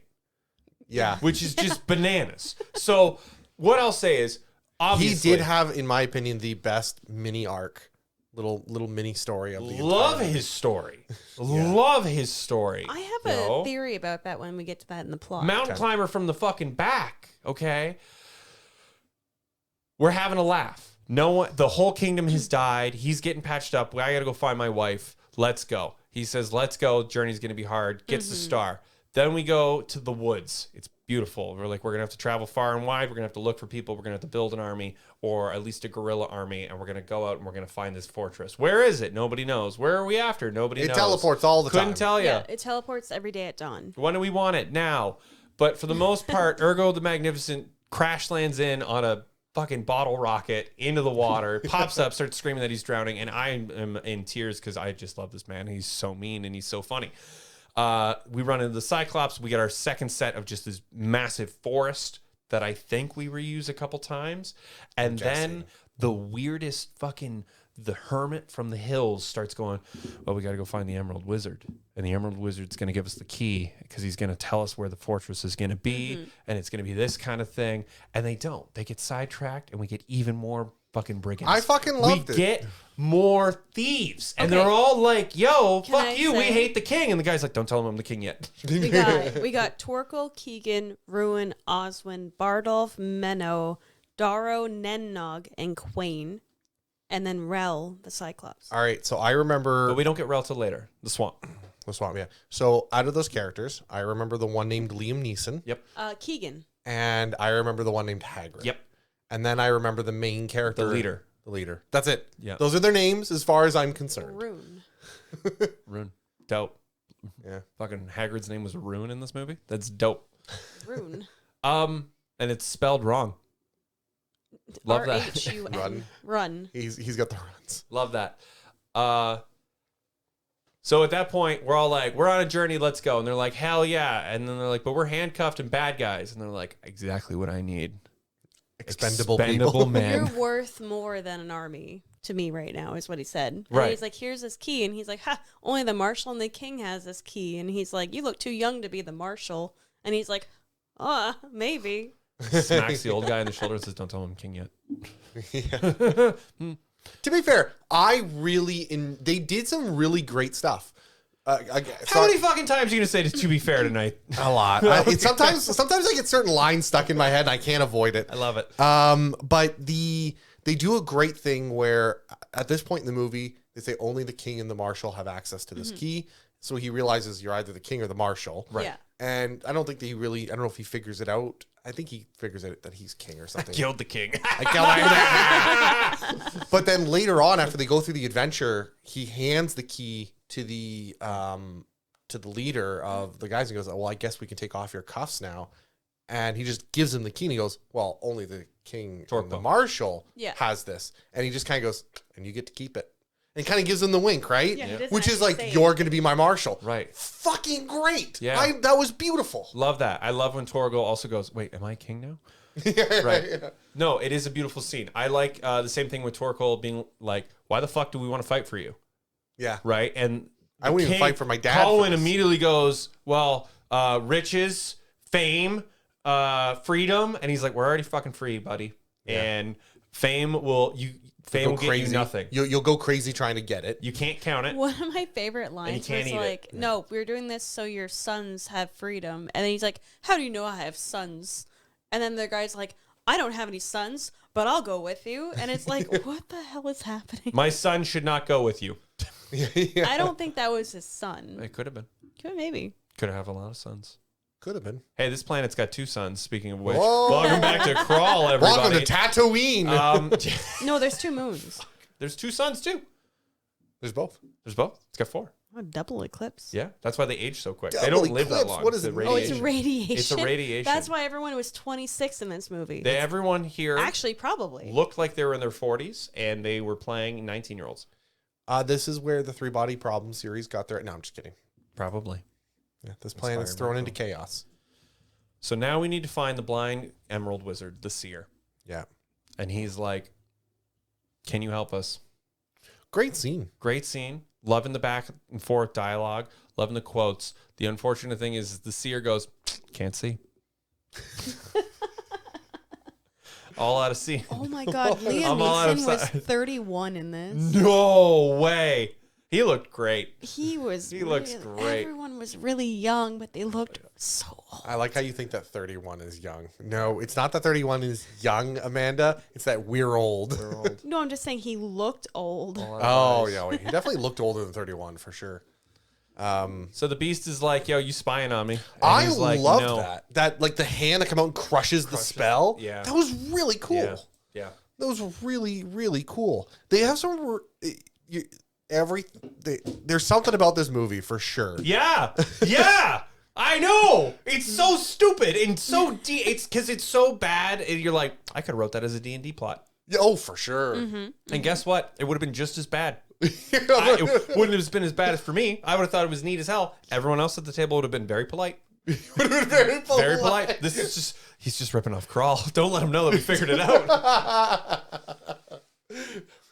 But yeah, because guess what, Miyazaki? We go to the fucking Poison Swamp because we got to go to the Emerald Palace, which is the coolest fucking thing.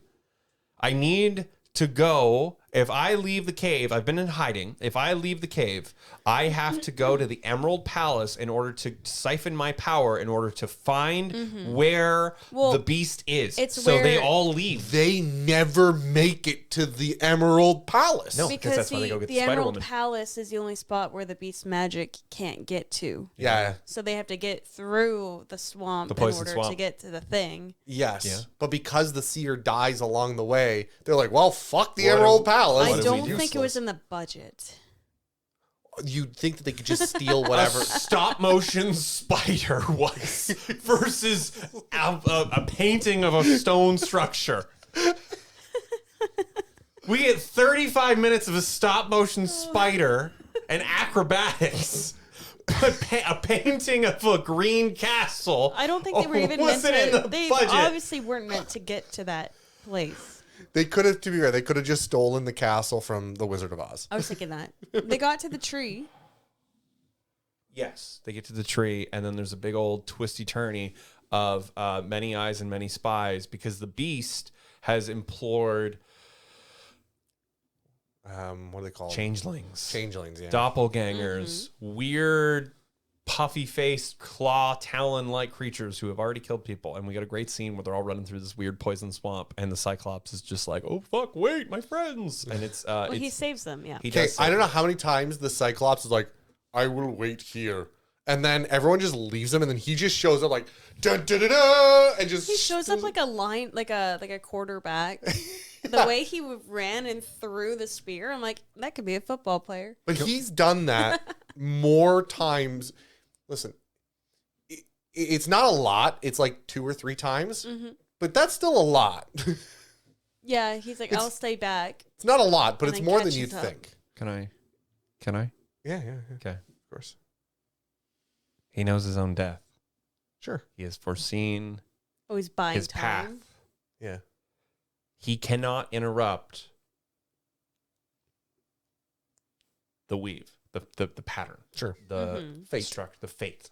So in order for things to go the way they need to go, for him to fulfill his own death, he can intervene at probably the last moment, but he knows Colin needs to go and almost die. See, and I He didn't knows that take it as he's not trying to intervene. He's not trying to intervene to manipulate fate. See, and I didn't get that. I see that he only sees his death, and therefore, he knows that anything he does leads to that moment. He knows that it doesn't matter what choice he makes; it leads to that moment. So, at that moment, like he's like, "Hey, I'm going to stay back and do my job. I know I'm not going to die here." He knows that, So he's safe. but he's like, "Okay, but I don't know what the hell is going to happen to those people." Would you even live? Would you live even more reckless? Yes, I think he knew he Absolutely. Had I to would. yes. Yeah. if I knew that, like, Hell yeah. oh, I can go skydiving and I know like I'm gonna die old in my bed or I'm gonna die in a car accident. Well, motherfucker, I'm staying in planes. Right. I'm gonna be jumping out of planes a lot. Right. I'll be staying out of cars. But no, the point is it's destined death. So he knows that it doesn't matter. He'll see the moment in which he's supposed to die, and at that moment he can change be. Yeah, fate. because we're jumping. Once we get to that plot point, we'll. Yeah, we'll get there. But I don't think he saw the death of the seer. I don't think he saw the near death No. of Colwyn. Really? I think he just stayed back to do his duty, and they saw the body and went, "Oh shit, that means that guy's fake," and he just booked it. It's rubber. Yeah, I think that's exactly what happened. I don't think it had anything to do with seeing fate. I just think it's hilarious that this guy, more than, you know, if I had $1 Yeah. for every time he stayed behind, You'd have $3. I'd have $3. It's not a Maybe lot, 4. but it is weird that I have $3. Okay, maybe 4. That's for sure. Mm-hmm. That it's just a weird character arc for that guy. I just don't get it. Why they use that plot so many times. I think it's as bad as it is. It's how do they discover him? That's weird too. How does the body get discovered? How did you know? Well, Well, I I think found he the body. held back in order to stop any more of the bad guys that might like pop The out. Slayers. The Slayers. Yeah, Slayers. Fun fact. Fun fact. The quicksand was 4 tons of painted cork. That makes sense. So it floats over the water. Looked really They good. shredded a bunch of corks. Cork. 4 tons. That's like what, 8,000 pounds? But it was a huge pool. Like you could tell, Yeah. it was not small. Yeah. No. Yeah. That was that was a 007 soundstage, the largest one. It looked great though. Yeah. Yeah. Yeah. It was that was some of the best quicksand I've ever I seen. love a good spooky swamp. Yeah. I do. At this point, all hope is lost. Our heroes pack it in and say, "We're going the fuck home." Well, 2 people died. Yeah, quicksand. Darrow and Menno. Yeah. Die in the quicksand. Mhm. Shark attack. Yep. In the quicksand. Well, one person dies to the Slayers, I thought, and one person dies Yeah, to the quicksand. Darrow is Slayer attack, Menno is quicksand. That was the slowest death, other than the end. That was the second slowest death Yeah, I forgot of about it. Okay. So from there, the old hermit says, I think I know somebody who knows where the Black Fortress is. Yeah. And we get some of the most overacting I've seen in a long time. And we watch a lot of bad movies on the show. This guy is just hamming it up. And I swear to God, it's awful. But I know her name. I know her name long ago. I love this scene. Great. I love it. This is the scene. This spider scene is we would watch it. The first time I seen this movie, I seen it in chunks. We were flipping through channels, and it was on like DirecTV back in the day. Ooh, boy. And it just was like on like one of the movie channels. Mm-hmm. And the spider scene came on. We watched the spider scene. My dad was like, "This movie fucking sucks." And then he clicked to the next channel, and I was like, "I've never seen anything like that before in my I life." want to watch it. Yeah, because yeah. Oh yes, we've all been there. Dad. Viewers. He goes and finds the widow of the web, who is his ex-lover. He's the Yes. reason she's the widow of. There's a lot of weird exposition dumps and back and forth. The widow of the web as well plays Lady Jessica in the David Lynch movie. Oh, because wow. everything is connected with Toto. Did the soundtrack for that movie.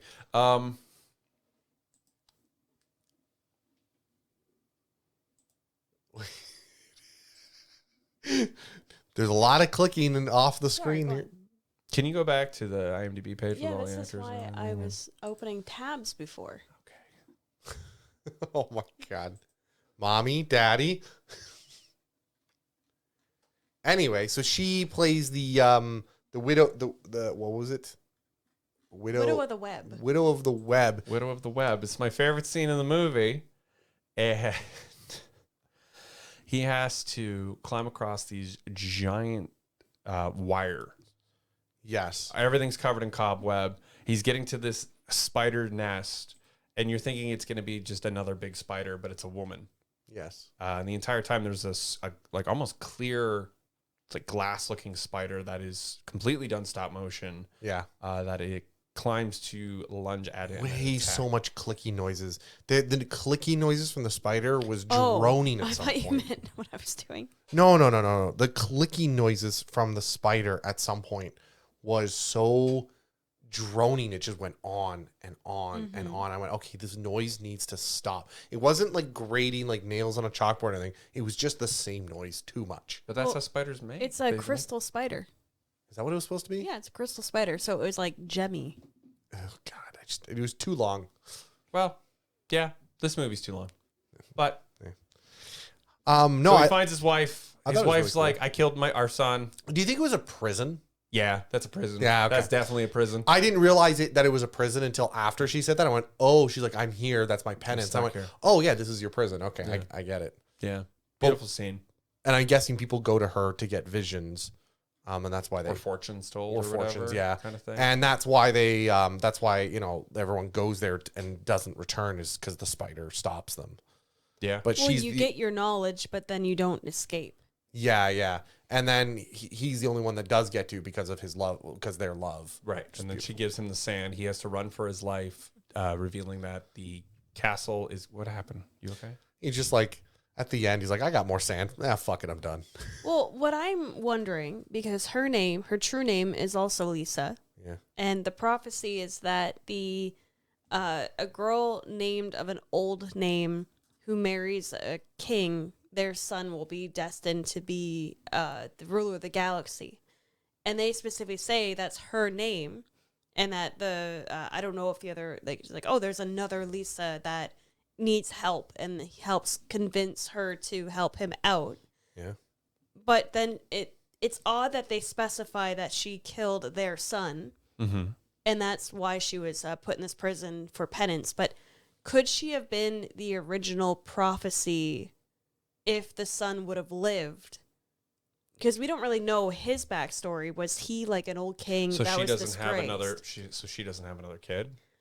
Yeah, and it just Lock so her up. happens another girl, 50 years later or 40 years later, is born with that name and continues the prophecy. So she's imprisoned because she tried to, whether knowingly or not, she Stop the prophecy. broke prophecy. That's what I'm thinking. Broke If their prophecy. son would have been the original ruler, and this is the universe trying to correct that. Could be. I think it's just coincidence. Here, I don't know. It's just too much of it. No, I think you're right. I think you're onto Killing something. his I'm son. being a dick. this I is think- the Atlantic Ocean Yeah. in the spoon. I love it. We're here for this. Welcome to But that's Krull, what I'm everybody. like. It's a good fucking movie. What if she was the original? Like, what if she was a long lost princess and he was a king or a prince at one point that just fell into disgrace because he's like, I had responsibilities And she and says I couldn't ambitions. stay here. Yes. Politics. So He's it doesn't from really another kingdom. explain it, but I like it. I'll take it. I take that. That's awesome. Fallen Kingdom, Tragic Lovers. could be why he knows so much because be he was the one that may have supposed to have been going to get the glaive.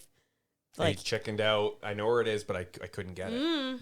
Yeah. maybe Because he didn't have the support and love of his wife. he abandoned her. He abandoned her. Yeah. Didn't know she had a kid, and made her the widow of the web. We could have been the prophecy, but you threw it all away. No, I like Could have it. been us. Could've I been like us, it. But you playing. Yeah. And then Well, you fucking ultimately, the playing. spider killed her Yeah. so that he could get away. Gobbled her up. Yeah. She sacrificed. Well, she no longer had the protection of the sand or yeah, whatever. because Which that is was a the cool little only MacGuffin. thing keeping it at bay, right? Yeah. Yeah. Yeah, that's why I just got that this time around. I didn't catch on that last time we watched it. That is an interesting take. I love it. yeah. I love this movie. It's so bad, but There it's is something so- to it. So fucking good. He runs. He yells. He says, "The castle." No, sorry. I keep calling it castle. I don't know why. The fortress The will Black be Fortress. in the desert of glass on the Iron jade. Desert. What? Iron Desert. Okay. What does he say? The Iron Desert. That's where the castle. Fuck. What? Can you do the whole thing? He's like, the fortress will be in the Iron Desert, and then he just kind of like collapses because he just got seduced. Takes a handful of sand and just shoves it up his nose. I do like that. He's like, as long as I have this sand, I live. And then he just lets go of a palm of How sand. much sand do I have left? All right, man. Whatever. I'm out of here. Good luck. Peace out. And then they're like, shit, what do we do? By the way, Liam Neeson has like 10 wives and they all cook for him and they all eat chicken. They have a great little time. Colwyn gets seduced and then he's like, nah, man, I got a lady who's way better than you. And then the girl who is working for the beast, because it's got a little like, it's got a little Wheel of Timey where it's like, we're all serving the dark one kind of shit. Well, he says, And I cannot take comfort when I know she is not getting comfort. Comforted. Yeah. And it's like, no, she is. No, she's or fine. he's trying. He's putting the moves on her. Yeah. He's asking for her consent to consider marrying him. He is definitely getting on with the Netflix. He's just really hoping for that chill They're scene. still Yeah, scrolling. They're still scrolling. They're still scrolling. He's chasing her around his castle or fortress with a fancy dress that she will not put on. To be fair, isn't that how he courted you? Like a goddamn Scooby-Doo villain. Like a goddamn. Here's my gold gilded dress Like to you. a- And she's like, no. Yeah. That is true. It was a great scene where like the hand came out. Okay, first of all, The claw. the claw came out and it turned into the rose. I don't know why, but that reminded me of Elden Ring so fucking hard. Yeah. Like the the three fingers or Yeah, whatever. yeah. It reminded me of that so bad, so Yeah. hard for those video game nerds out there. But it was a Castle's great scene. Sorry. So the Black Fortress is dope. They get on some horses. The horses are terrified. They're Clydesdales. Beautiful horses. Beautiful horses. And at this point, they're like, we got to pedal to the metal. They light the horses' feet on fire and they ride across the landscape, the Irish landscape, or they ride across Italy at this point. Finally, landing, getting to the Black Fortress. They don't have a plan how to get in, and they just start getting shot. They're climbing. They have like 10 minutes before. All right, we gotta dawn. go. Shit. Yeah. So they're getting shot at. The Cyclops is like, That this is my time that to running die. scene went on so fucking long. I don't know how you would have done it to be like, if it wasn't really long, they would have been like, and then they traveled for days. Well, they Because traveled couldn't- all night. Yeah. Or they traveled all day and all night to get there in time. Like, it's, how would you convey that scene? I don't know. Right? Because if you shorten it, they're going to be like, wow, that really wasn't that far away. It was barely inconvenient. Yeah. Right? Yeah. It was barely inconvenient It was to get there. believable until they made the jump over like I love the gorge. ET jump. Leave that and then fucking it jump turned alone. it turned into like the helicopter shot of them just like skimming over the landscapes. Yeah. I think if it was just a helicopter shot, we all would have been motion sick. Probably. I think one of the big problems with this movie, one of the failures of this movie is it follows the logic of what's the movie about Inception. It follows the rules of Inception where you're in a dream because we don't ever know, like they just show up at places sometimes. Mm-hmm. Like they just show up at a set piece. You're just describing Lord of the Rings at this point. Kind of, yeah. How did we get here? I don't know, but we're in fucking Rivendell. Yeah, I don't know. It felt a little more Walked behind a rock. it didn't feel as abrupt in Lord of the Rings as it does in this. Like it's just like we need to go to the lady with the spider, and they're like, "Well, we're outside of the place with the lady with the spider. Now I got to go upstairs." And it's like, oh, okay. For as many walking scenes as they had, they sometimes just skipped them between two different scenes. I felt. Yeah. Or I just miss it. Like I didn't because nothing happened. I didn't commit it to memory, so it just feels like they moved from point A to point B without getting it. It feels like a dream. And this is That's the best way to describe Krull. It's a dream of a movie. yeah, it's true. It's true. Anyway, yeah. So You're not wrong. You're not wrong. I just feel like you're right. You're right on that because it is like he walks off camera. Yeah. And then there's like a couple scenes that are really, really quick of like the old guy stumbling up a mountain. Yes. And then he's stumbling up a hill. And then he's stumbling up a mountain. And they're like, okay, I think we kind of got the point. Because then he gets the sand and you see him very slowly and cautiously, even though he's like, fuck, I gotta go, stumbling down that mountain. Or it's just like a different sort of hill. But it's less of like we're following him as he runs through. You just get like the tops of a tree line in the distance and then them like, okay, let's fucking go kind of thing. Yeah. I think I don't know. I think we get the siege and then we don't know what's going to go happen next kind of thing. I think once they get to the siege part, there is one topic I want to bring up, which is the Cyclops' destined death. Okay. So we're there. We We are there. Peanut butter. They can't get in. They're getting shot at. People are dying tragically. And You they're like- made the comment that there are way too many people in the movie. and At then the they beginning all of the movie. died. And I'm like, I can't wait for the people, the amount of deaths that happen There's in like this. 4 people who survive at the end. Yeah, Out of yeah. like a dozen. We start out with Cool. 20 men, and Adam's like, there's too many characters on screen. I'm never going to remember any of these names. And then they're like 4 at the end. And you're like, fuck, I remember everybody now. It's the girl and the rest of the In an boys. interview back then, they're like, yeah, Star Wars would never dispatch as many characters as we just did. That's true. Suck it, Star Wars. No, but here's an interesting, and I don't know how to interpret it. Okay. They had the Cyclops was like, I've got to stay behind because this is where I'm going to die. I die here. I thought it was going to be this big epic, like he's going to say like his death is The an epic Boromir thing. moment? Exactly. Boromir. A Boromir moment. He didn't deserve a Boromir. He didn't deserve a Boromir He moment. got a Hodor. Yeah, he got a door. But then he like came running on a fire horse after he said he was going to stay behind, and he sort of holds the door for Hodor's for them, the closing door, and then he gets squished in the door. But he gets shot a bunch of times. So the question, and I don't know how to interpret it because I thought I had the idea, but it just failed me. The question is, they said that if he avoids his destined death, then he is bound for extreme pain. Right. See, I think that was him kind of taking his own destiny in his hands, where it's like, I'm not going to just sit here and die my death. I'm going to go and actually try to make a difference. That's how I took it. Because they did mention, like, oh, if you're going to die, I don't know if it was you saying it or the movie, but if you're going to die might as well anyway, I don't know if a character. But I thought the whole point of him, his race and everything was that, like, no, I follow destined death because if I don't, it'll be horrible pain. Now, I don't know if that was supposed to be physical pain. I think it's up to spiritual interpretation whether or not he did abandon his true death by getting, trampled by 5 Clonsdales Dude, that maybe. stayed behind, or Whatever the death was going to be versus whatever this is. Yeah. Did he break his destined What was death? he going to do with those horses? I don't know.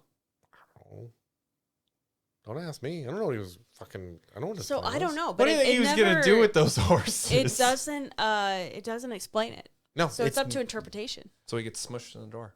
Yeah, it said he gets smushed in the door. Now, maybe that is the horrible pain, but I don't know. It's a small I sacrifice. mean, it is still horrible pain and a bad way to die. But, like, what's the alternative? What was his alternative death going to be? Get I don't smushed in know. the door. Get trampled by horses? That sounds worse than getting squished in the door in my mind. Kill. I mean, he wasn't going to get trampled. Could have been. They never said. Drowned? I don't care. It doesn't matter. The odds that he has a good death that's better than being squished by a door is very slim. Yeah, just as he sacrifices himself to hold open the crushing spaceship doors. Yeah. Could have sex with a horse, pop that eye right out of his head. He died doing what But he he loved. did make that Fucking Clydesdale look Clydesdale. like a regular horse. Yeah, he did. Whatever that means. No, I mean just the size, like how tall he was. Like being on top of the Clydesdale looked like a regular horse. I don't know if he could ride a normal horse. I'm sure he'd try. But anyway, So they're inside Thank you, searching for the Adam. I princess. was gonna My make God. This is the part where it doesn't get very complicated. They go through a bunch of trap rooms and weird shaped Trap room! rooms and biological rooms that look really weird.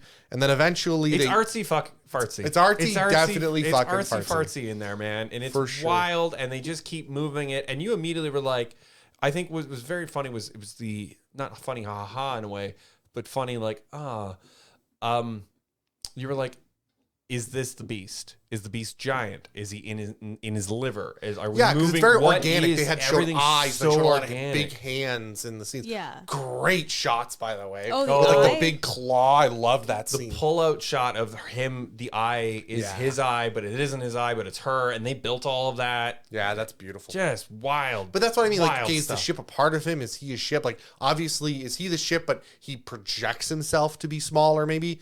Because, everything was very organic Yeah.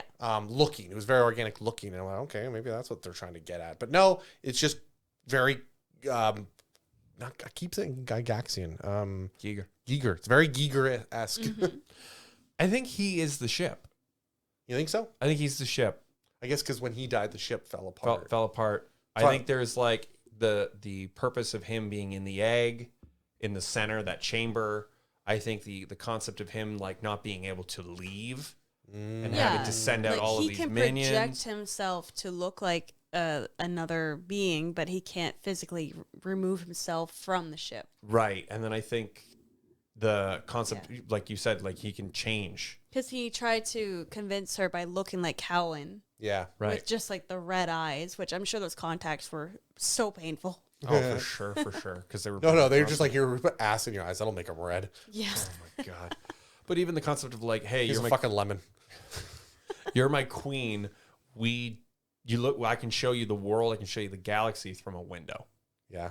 Yeah, but our offspring could be the most powerful person in the universe. So it doesn't specify. It just has to be a king and queen. He is technically the king of his But what's her name?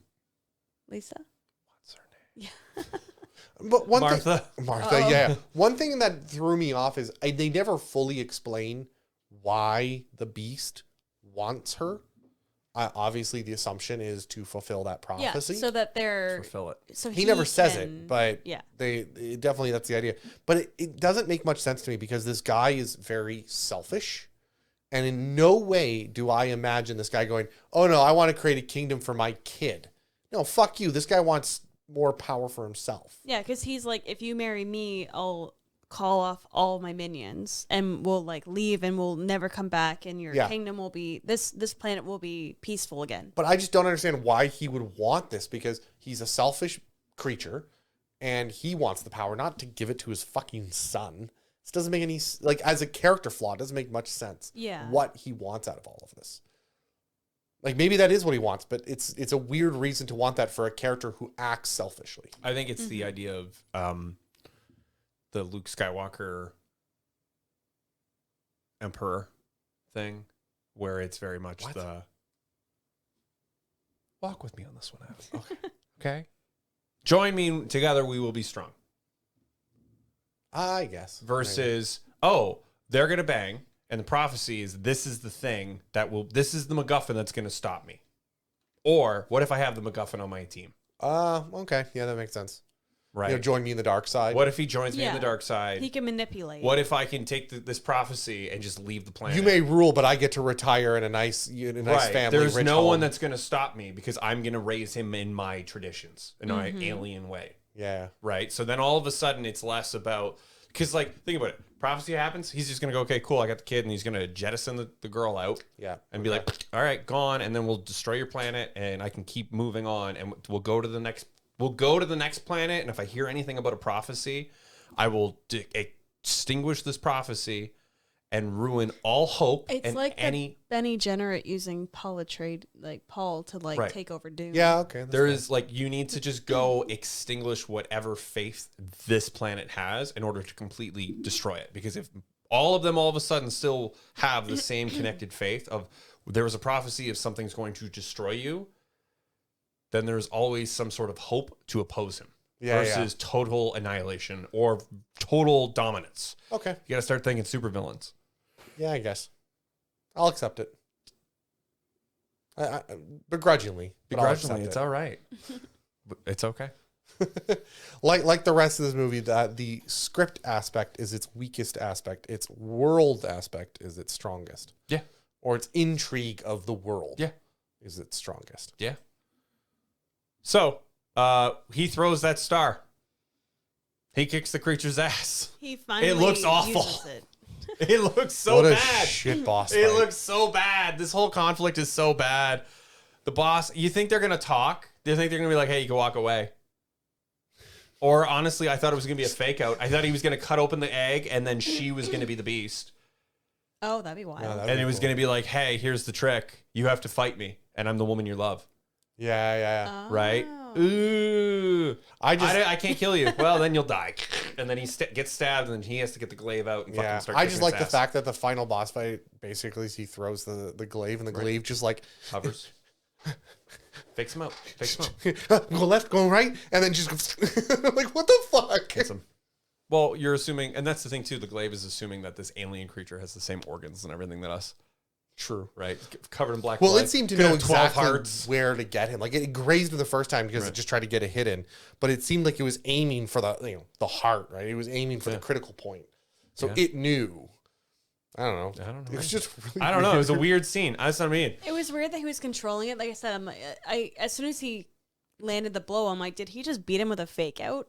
Was Yeah. he controlling the blade? Is that Yes. what was that Yeah. supposed to be? What's It happening? was the I thought force. he was trying to, but he couldn't. I don't know if. Well, he'd I never don't know used it if before. I keep wanting to call him Krull. The Beast was also trying to counter control it. I don't know if there was some telepathy in there too. Little titillation. It was so weird. But I love the look she gave him. Like when he couldn't recall it, she looked at him like, "What are you doing? Like just recall it back. Like what are you doing? You know? Yeah. Like what do you mean you can't Sorry, do this it?" doesn't usually happen, and then never have I done this before. Yeah. Well, if it was sentient, though, it'd be too silly. Oh, for sure. If the fucking glaive was talking to him, it would have taken us all out of the movie. Oh, my Oh, yeah. And it would have been like, well, then it would have been Right. a kids movie. it would have been, and it also, there is some sexual tension between the glaive and Colin. Like he's trying to pull it out, and she's like, "You only love her, and you're only using me to get to her." Yeah. And I thought we had a thing, and you get that. It's a 3-minute scene, that fight. Not even. It was like 36 seconds of this fight back forth, and then all of a sudden it's like, we're doing it, baby. And then he doesn't need it anymore. He's Well, like, oh, I love you, or thank The God we're fact back. that You're free. He It's almost like, gets it to come out of the monster, and then it just goes back into the monster. Right. And it's like, what? It realized it was just a one-night stand weapon. that's it. It's a one-night stand weapon. Yep. Awful. It was only here for the one time to beat the one boss. It knew that. It knew it couldn't last. You're never gonna need me again. Mm-hmm. And that's it. It had to get back. That weapon had to go back on lava tinder, Yeah. Yeah. Well, waiting for the next person worthy to pull it out of a monster's gut. I think the missed opportunity. No. I like long travels in alien ships. Right. I like to be strapped on to someone's hip I like for 2 hours. I like a strong man, someone who could really shove their hand in lava. Someone who knows how to. Granted, the way he's holding it on the DVD, There's no lasers that it shoot would out go of it. through his hand. It would 100%. He's holding it by like the pointy end there. Oh, a man who really knows how to use his fingers, so he can He really get around doesn't, though. my edges. So I think the more interesting concept here is that in the beginning we get told that the glaive is not a weapon, it's a symbol. Yes. And then it turns just into a fucking weapon. Oh, then she's like, It's it's not the glaive, it's you all along. Right. You're the Yeah. weapon. And then she gives him her fire. Right. You're a bad husband because you're a good fighter. Yes. Instead of it being like, hey, I have this glaive.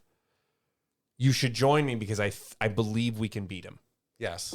Right. She can give her fire to the glaive. This is the symbol yeah. that it should be. We have the symbol. Join me. Not I could be king. Could have been bullshit. Yeah. Hey, the only person that has this necklace is the king or the fucking whatever. Did you kill the king? The castle's on fire in the background. Yeah. Like there's no.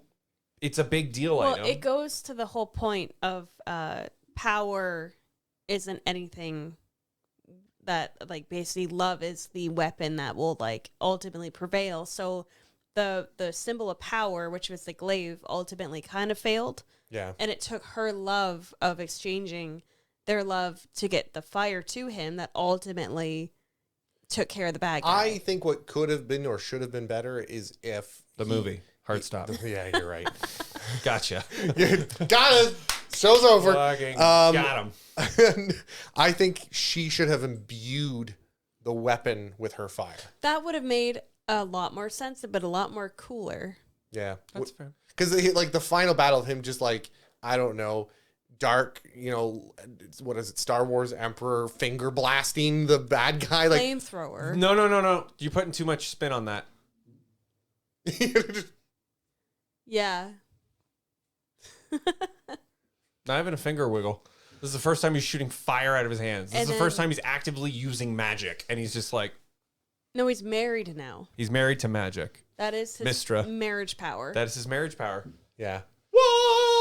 Like, Jesus Christ. Yeah. I that the fight ended up like it was shitty from the beginning. Yeah. But it would have been way cooler if he was like taking the glaive, throwing it, catching it, dodging. You know Yeah, what I but mean? he's Like, never practiced with it. So the only thing he could do was get rid of it. again, this is all. I don't even think he knew it came back. I didn't think he knew there was Boomerang. knives in it. All I can think of is boomerang. You do always come back. Right. All right, so let's ask some hard, fun questions real quick while we move through the rest of the show, folks. Amanda, Adam, does it hold No, up? you missed the part where they live happily ever after. Oh, my God. All of them go kiss in the woods. Nope, in the grass. The long grass. grass full of ticks. While the castle takes forever to disintegrate. Yeah. Ergo kisses the boy. The other two guys that are left alive kiss. And then Lisa and Colwyn kiss. And they go, yeah. And then Lisa looks at him, and we've skipped it, but she goes, I'm pregnant. And then it's like, what? Don't. Because they never No, had they sex in didn't. the They movie. didn't. Yeah. Yeah, they You didn't got to have watch that it. You got to watch it again. It's all the way in the end of the credits. Right after it says MGM. So, does the film hold up? Who are you asking? To me? Everybody. Just open concept Oh on the my table. Just God. starting a little conversation as we move on to eyebrows after that. No. Something I was Okay. going to say, but I totally forget what I was going to say. I'm like, oh, we'll get back to this at the end of the movie, and I totally forget. No, it doesn't hold up. Okay. First of all, I think the graphics don't hold up. Okay. The old school kind of, Errol Flynn style writing, like it for a movie that came after Star Wars and came in the 83? 83. It came in 83. It feels like the writings from the 60s. Because it was probably guys from the 60s writing it. Sure, Right. but it Old feels like Hollywood. that. They didn't evolve. They're still trying to stick to those old styles. So they have a lot of characters that don't have names that you don't care about. You don't care about a lot of the characters, and scenes just come and go lightning fast. And I just don't feel like there's a lot of weight put behind. Like their characters die left, right, and center, and you're like, that's fine. Who are these people? It's Sinbad and his crew. Yeah. Action, action, action. Well, Keep at moving. the end, only Torquil survives. Out Yes, of his Yeah. whole band of Yeah. people. and he smiles the whole way through. He does. The kid lives. the kid, kid, and out of the bandits. Yeah. Well, there's one younger bandit that survives. That's but- what I mean. Like the kid, not the child. Not like, the child. The kid, right? Oh Like, yeah, the one not that bandit. doesn't have kids. Yeah. Yeah. So like there's just a level of it feels like it's a movie from the 60s. The writing, the graphics, the sets, and the ideology behind everything. I mean, that makes sense considering he did write for like the 1960s Batman, so he's used to that sort of setup and that sort of humor and that sort of We wrote for that Batman. that Yeah, Bat- that like Batman. yeah. I was thinking like Tim Burton. No, Adam. the 1960s. Movie come out in '83. This is like old Hollywood and Yeah. old Britain. Okay, got Yeah, it. he only So they worked on like TV shows and stuff. This was not. This is Yeah. Adam West. this was Yeah. his only sword and sorcery. Yeah, this is like old Hollywood right before they exit Yeah. because they either get that golden parachute Yeah, or the yeah. allegations start to come out. But like this is old Hollywood being like, "Oh, Lucas did it. I can fucking do that. I've written or worked on pirate swashbuckling adventures or Yeah. I did that back in 70 whatever. I can make one of those." But But that that's the was the problem. hold my drink and it doesn't hold up. Yeah, but that's exactly the it doesn't hold up scenario here is they didn't learn the lesson of George Lucas. What George Lucas did, even though it was sci-fi and kind of Errol Flynn in its own way, it was very new. The way they it's still a very classical and even today used as a John Campbell's story arc. Very cliche. Yeah. But the way Lucas did it is different. They don't realize that these feel like 60s, whereas Star Wars does not feel like 60s. No. And I think that's why this doesn't hold up. Is the writing, the script work is awful. Everything else about this movie, the acting probably sucks due to scripting, I'll grant that. Everything else is decent, but the writing feels old. Because the writer was like, old school. Yeah. Yeah. And he wasn't writing for like a brand new 80s action, like swashbuckling, like sword and sorcery, like This wasn't Conan. Yeah, Yeah. it wasn't This didn't Conan. feel like Conan. It Correct. felt like a step back, but it's wild because it didn't even feel like Barbarella. No. Barbarella felt more advanced than this, other than the sets. Like the writing of Barbarella Was more zany. with the sets of this would have been insane. Yep. But I think the difference is you've got a younger director with Conan. Mm-hmm. You've got younger writers with Conan. Mhm. You've got that.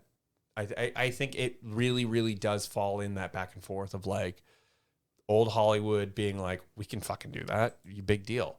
And then it coming out almost too late because at this point, like Yeah. I said, Jedi was big, but people were kind of getting over it, right? People in 77, when Star Wars come out, this is what, 5, 6, 7, 8 years later?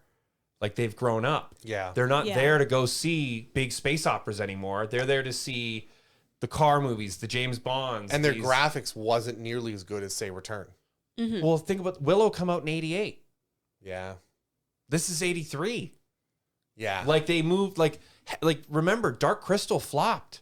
Yep. Like and that was the 80s as well. There's a sweet spot where these fantasy movies were like the next big thing because sci-fi wasn't really doing it anymore. Yeah. Right? We did get our aliens. We did get like stuff going forward, Terminators. But that was a very different tone of movie. Yep. Well, because during that period, what I'm feeling a lot from a lot of these movies you guys bring here, is the early 80s was clearly a transitional period. Toys.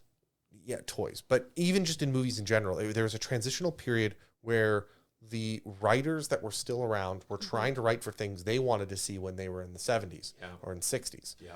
The problem was the audience was wanting to see a darker, they were getting ready for that darker world. They were gearing up for the darkness of the 90s. Yeah. Right. And I think that's why Legend, if you put Legend in this kind of in the same category, I think Legend had a better reaction in a way. Granted, it was lower. I think it was lower budget. Probably like the sets weren't like it was similarly done with the big practical sets and like, you know, the bad guy wanting to marry the protagonist and like, but I don't know. Legend just felt more like colorful, like I don't know, like believable, like newer. It's puppet work as well. Yeah. I think the thing is Legend almost fits in between Labyrinth and Crystal. Yeah. But it isn't one of those movies. But Ridley Scott also really, really, really sells it as this is a fairy tale. True. This is pixies and unicorns. This is you are watching something that almost feels old because it's meant to. Yeah. It's a tale. This is welcome to the next Star Wars. Yes. And it doesn't pull it off. Well, they wanted to do sequels. Of course they did. Of course they did. This Everyone is the wants to do you sequels. read The Hobbit in school. Star Wars was a hit. Welcome, because we can't figure out how to do Lord of the Rings yet because they wanted to do it in one movie. Yeah. All 3 books. It would Thank have God been they something didn't. like this.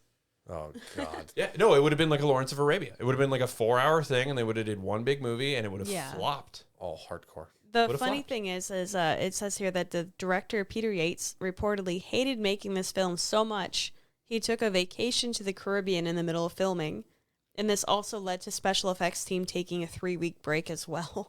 Well, I mean, they're doing so much though with makeup and practical effects. Well, and shit, a so, cool thing with the like to go into I guess I'm going up. Are we going to the movie? Are you bringing us to the next section? Are you introducing the Go next for section? it. Go I for guess it. I'm going to eyebrows. Okay. All right. Bridge those Introduce brows. us. Effects. Introduce us. Let's bridge that brow. Come on, let's go. The cool thing about the creature, the beast, and his You got to do the whole thing. Do- No, you do it. You got it. We're not calling you out. Whoa, you got to do the segment. Do the segment. what is it? Welcome to a podcast within a podcast, ladies and gentlemen. This is the part of the show where we look at eyebrows. That doesn't necessarily mean just eyebrows. It could mean like special effects and other cool things we thought about the movie. So, what do we think? Let's bridge those brows. Let's bridge Let's those bridge brows. those brows. This is a segment where we kind of highlight our favorite things before we give our final thoughts, ratings, and reviews for the episode. You know what? Good enough. I liked it. You did it well. We'll practice in the car. So yeah. So this guy, the Beast, was the first Not the one from X-Men. standalone like animatronic puppet like costume that didn't have exterior cables. Huh. So like how Gizmo was just a puppet with just wires coming out and is really like hard to work with, or like the Alien, or like just how old school animatronics. So you're saying kind of like TMNT, the old turtles, where it worked off of the person's face? Yeah. So this is the first one that actually had everything internal, including like the blood oozing out, it breathing, blinking, everything. It ran off like batteries So- or something? Yeah, they figured it out in a way to do it all internally in the suit rather than have like a nest of cables. And yet they could have, because they don't show enough of that creature. Yeah, it's not like he walked They around. could have saved a few dollars. To be fair, Yeah. the same technology was used in the Cyclops because Yeah, there's interviews same thing. in the That's fair. there's interviews in the behind the scenes stuff where they're like talking about the movie and They shit. did like remote controlled, but without cables. And he's sitting there and the eye's blinking. And Yeah. it's just like the actor having a smoke on break. But the one eye is blinking, and it fucking threw me off because I'm like, wait. Like he's having just a but cigarette. someone off on screen is controlling it. and it's just so bizarre because he's like, yeah, I'm just really into this movie. I love fantasy movies growing up, or books growing up, so I'm happy to. And the eyes blinking, and looking around, and I'm like, what is happening? This is magic. Yeah. Oh, I love this shit. That is really cool. So that is it just shows that this was a pinnacle of maybe not the movie being great, but the showing of the technology is slowly getting there.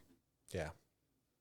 Was the creature or the beast your favorite plot? He was creepy, and it's funny because the voice of the Beast goes uncredited, but where is he? He's on here somewhere. he's not even listed here, but I don't know. He was a cool bad guy. I just wish it showed him more. Yeah. Instead of just bits and pieces of him, of like the hand turning into the rose, or like he was cool, but it was blurry in the background. It was fine at the beginning because you don't know what you're getting yourself into, but at the end of the boss fight, they needed to really show him. I wish it was more of a close up and not just him just hovering in the background. Yeah. Yeah. Mm. But I will say he was probably one of the coolest, like, prosthetics and costumes, other than like having the Cyclops have the eye. Like, it looked believable. Like, granted, you can tell it's makeup, but like, Oh yeah. I mean, the problem with watching even stuff in Blu-ray or 4K or whatever is that you start to lose the magic because the definition is just so clean. Yes. you see everything. It's in only this. hurting these films in a way. It's preserving them, but in a way, it's not perfect. It's not, they do stuff with a certain level. Like, they probably could have done it cleaner if they knew they were going to up-res it, but they worked at a certain resolution. Yeah. I went, I can't tell a difference. Can you tell a difference? No, it looks good on fine. screen. It's a faded light bulb in a movie theater. Yeah, and then 40 years later, someone's like, I'm going to put that in 4K. And you're like, motherfucker. Right. Didn't see that coming. I really like the Slayers. I think the Slayers' costumes are dope. Oh, I think, worms? I think the worms inside their head, the Yeah. scream when every time they die off screen, on screen, ah! It's a lot of fun. I think the Slayer, just the Black Knight, the jagged armor with the spear. Also, it's like a laser gun thing is fun. The all of the helmets I found or the shoulder pads were a little different. So they had different like antlers and stuff coming off of them, which was really neat. It had nothing but just kind of like, well, they just kind of casted 4 molds. So they were trying to make 4 at a time or whatever. But you could really tell on screen when they're all standing next to each other, they're like, oh, these are all different. Yeah. Like, they're not that they're all the same height, but like these horns and these claws and everything that's coming off of them is just so jagged and organic in a way. I think what I really appreciate about them, again, is it's that they didn't have to do it, but they told the story. They didn't have to have the heads pop open and something burrow into the sand to run away. They didn't have to make that. But they spent a lot of money on it. They spent a lot of activity, and it really makes you wonder, what the fuck are they? Yep. It's very alien, and it really. Oh, clearly they're power suits. They're not, because it's just a fucking larval thing. Right. And so clearly they're just power suits. They don't take up the full space of the body. They're like the heads. Yeah. It's like Earthworm Jim. Do you think do you think it's sons from other worlds? Sons from other world. What do you mean? Fetuses. No. Okay. I think it's just another species from another world. Okay. But I think it's just an alien. But I think it's really cool. It makes you ask the question, but doesn't give you the answer. So you're intrigued and you want to know more. You want that next movie to go, who the fuck are these things? Yeah, and where are they coming from? Yeah. I do agree with you. They're really cool. They are cool. They're cool bad guys. So the shriek of them dying is from a movie from 1976 called them At Earth's Core, and it's this flying reptilian creature. Its shriek I have seen that movie. is what they use for the Slayers, like, dying screams. Yeah. Like the Did we watch this movie? No. No, we've never. I've never heard I it. watched this movie with I've Peter never Cushing. seen it. Yeah. I've seen it. I don't know why I've seen it. Yeah, they ripped it off that. J.J. Abrams has got the rights to Krull to make it into another movie. Yeah, apparently in 2023, there's talks of J.J. Abrams having something to do with the reboot of Krull. Liam Neeson needs to come back for it. I mean, he Yeah, could. that'd be great. I mean, it's a little too late for Robbie Coltrane, but I'm guessing he's dead. yeah, he died a few years ago. Amanda, it's still your segment. You want to throw it to Adam? What was your favorite special effect? I'm going to. Don't smile at me. Go ahead. I don't know if it's right to put it necessarily in this or not. So you can correct me and I can change my answer if needed. I really enjoyed. Incorrect. No, go ahead. I really enjoyed the Here's a Fucking Forest walkthrough. They found some absolutely beautiful terrain. And there was times I'm like, that's Italy, brother. Italy. Yeah, they had some great forests, great beautiful moss. Yeah. They didn't have to put in a soundstage. They found it in nature somehow. It was between England and Italy, yeah. So That's fair. So it was absolutely beautiful. They had great mountainsides, great shots. So they just sat the camera down, said walk past camera. It was very Lord of the Rings-esque. Yeah. And Lord of the Rings got famous for that. Whereas a lot of beautiful scenes. Obviously, that's why New Zealand became famous, was for that. But I just looked at it and went, this is, every time they shot, I'm like, I don't give a fuck about what's going on in the story. This Yeah. is absolutely gorgeous. Yeah, you're just watching a dude with a sword ride on a horse, Yeah. and there's mountains in the background, and you're like, all right, I'm in. Yeah. It's I think it's Black Angel, the short film I showed you the one time. It was filmed before Empire, and it's the Yes. special effects crew, and they're in England or Scotland, and they're just kind of driving around on their off days to film like a little mini movie, and it's the same sort of vibe. It's a dude in a suit of armor, Yes. fighting skeletons in suits of armor through the woods, and you don't necessarily know if it's the Fae fucking with him or what's going on. Yes. And But it's just beautiful. it's just dreary and wet, and it's almost like a music video because of how short it is and the lack of dialogue, but it's beautifully haunting and empty. Yes. Yeah. Yeah, and they did that really great in this, where they had some really good natural, not stage areas. And I thought that was unique. That you don't find that very often. Because it kind of blended between the soundstage and the outdoors. You kind of forgot, like, oh, this isn't a soundstage. They're out in the like wilderness. Yeah. And like vice versa. Yeah.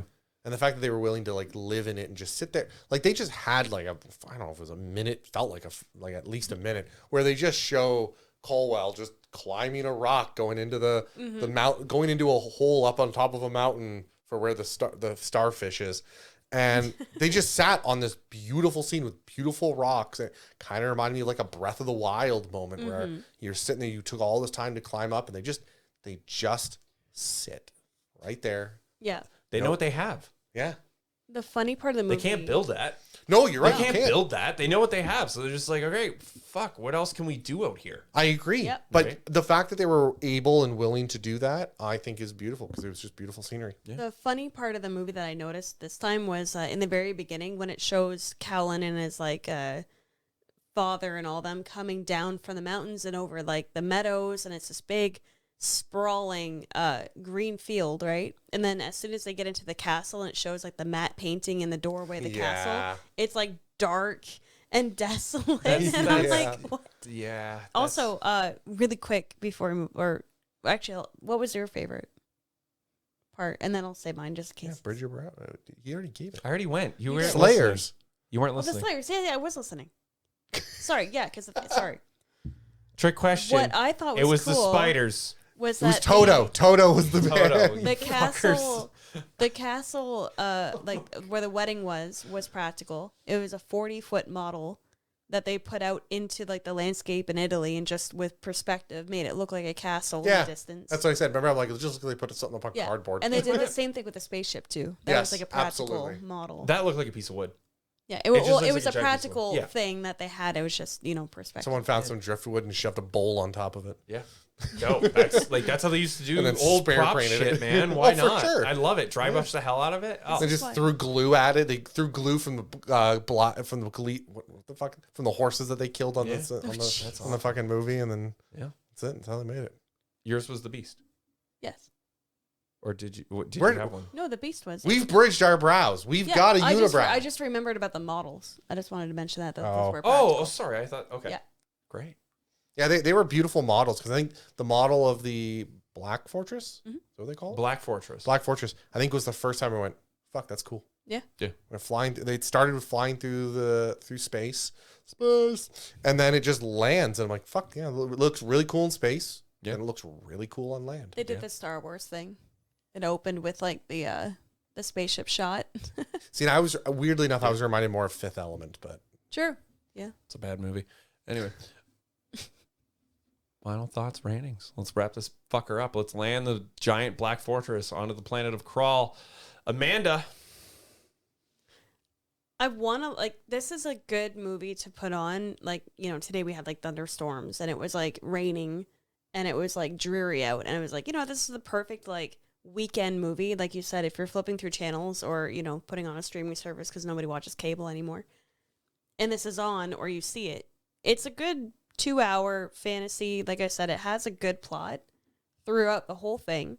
It's solid. At nowhere do you lose what the heck is going on, like other movies we've seen, where it's like, okay, like I don't even understand what's happening anymore. I think they could have tightened it up a little bit with writing to get Princess Lissa to have her do a little bit more. Because, like I said, she's gone on record saying that she's not happy, A, because they dubbed over her voice, and B, they didn't really give her character much else to do other than to be the damsel in distress. And she wanted it to be a little bit more of a stronger character. So I wish they would have done more with that, with her in the fortress, much like in Legend, where they gave General Connolly? Yes. Jennifer Connelly. More to do. And like she actually had like that moment with the protagonist other than, or the villain, other than just being like, no, he loves me. I'm waiting for him to come rescue me. Yeah. Yeah, that's fair. So I just wish they did more with that, with the writing. But like you said, the writing is more, they needed work on. Everything else is great about this movie. Yes. So what would you rate it? Oh my God. It's Mia Sara, by the way. It's the Sorry, girl Mia from, Sara. Oh, I'm thinking of Ferris Labyrinth. Bueller. I'm thinking of Labyrinth. Oh, yeah, you are thinking of Labyrinth. Yep. So was I. That's why you guys. We are just bad watched At, The Idea Man, so she was like in my head. that's why you guys are bad at trivia. I would give it like a solid 6. Just for the fact that the sets were great, the music was good.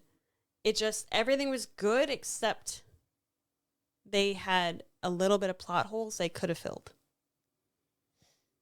Yeah, that's fair. Take it of me. Yes, I think this movie does a great job. It's weird that the screenplay sucks. Yeah. Mm-hmm. But whatever You buy in. you buy in, whatever he had to do to build the world to get the screenplay is ingenious. Mm-hmm. And the stuff they do with the sets that tells you about the world, right? The storytelling within the sets, the practical The things doors. like that. The doors, The yeah. empty castles. The empty castles. Fucking bricks. But the fact that they got a castle, again, straight cut, not right, tells you told me this is more sci-fi. This is more advanced. This is an advanced civilization who can just cut rock straight, or cut limestone just straight like a laser. And the fact that they had all that tells you a really good story. It pulls you into that world and makes you ask questions that you can't necessarily fully answer. Enough that you're like, I want a number 2. Yeah. I want to learn more about this world. I want books. I want comics. I want Marvel video did games. 2 issues. Right. And they did not sell well. That doesn't surprise me. Yeah. But like it invites you to ask these questions. You don't need these questions answered to make a full story plot that they have, but the screenplay, the dialogue, and the story beats of how they get from beat to beat to beat sucks. But I think this is that it is an awful movie, but I see why it's awful, but you like it because again, the story sucks, but the world, and most certainly like we've talked about the backgrounds, the outfits, the magic, the concepts are all there to make a really good movie. It's just, unfortunately, it tells you how important script writing is. That it by itself flopped the movie probably. I'm going to give this movie, because of that, and very much in the same flavor, that I am so curious about this world. I want to know more. I'm asking all these questions. Yeah. How many times did I ask questions in throughout the movie? Like, what about this? You're like, there's no fucking answer for that. no fucking There was no answer. number 2 movie. Yeah. You're not going to get those answers. No. And I thought You make them up. You make them up. You And play D&D and you make them up. Exactly. And that's wild about this film. Exactly. And I think I'd probably give this like a 4, but because it intrigues me and pulls me in that way, I have to give it a 6.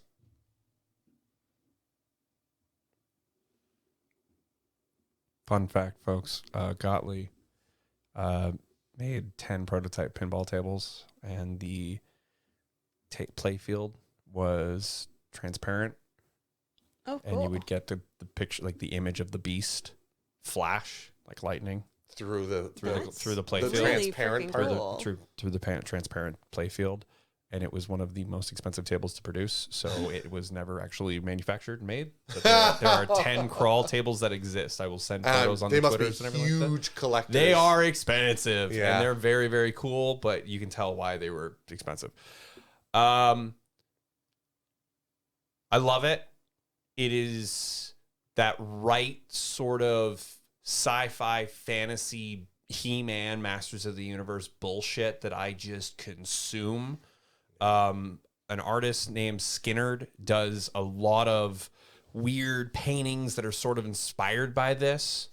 He did a bunch of, that's the reason why I'm wearing my Mastodon shirt. He did a bunch of Mastodon covers. There is just this sort of weird world, that same thing of like David Lynch's 84, that is not Star Wars and boxy and angly, of practical science fiction from another world that can be, but also understanding you grew up and all you had was Conan, H.P. Lovecraft, hence the Beast.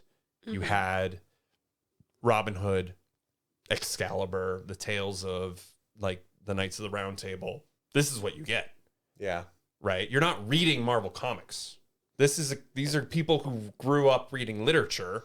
Yes. And having to imagine all of this pulp fiction bullshit, and finally being like, now it's my turn to encapsulate and make something. These are the guys who played D&D 1 Red Box. Right. This is D&D Yeah. 1 Red Box. This is H.P. Lovecraft. This is Creatures from Another World, the Cosmos. This is the Black Riders from Lord of the Rings. This is ripping off or inspired by so much shit. Yes. They read a lot of those. What was it that H.P. Lovecraft first came out on, the little magazines? Weird Tales. Weird Tales. Yeah. Thank you. Yeah.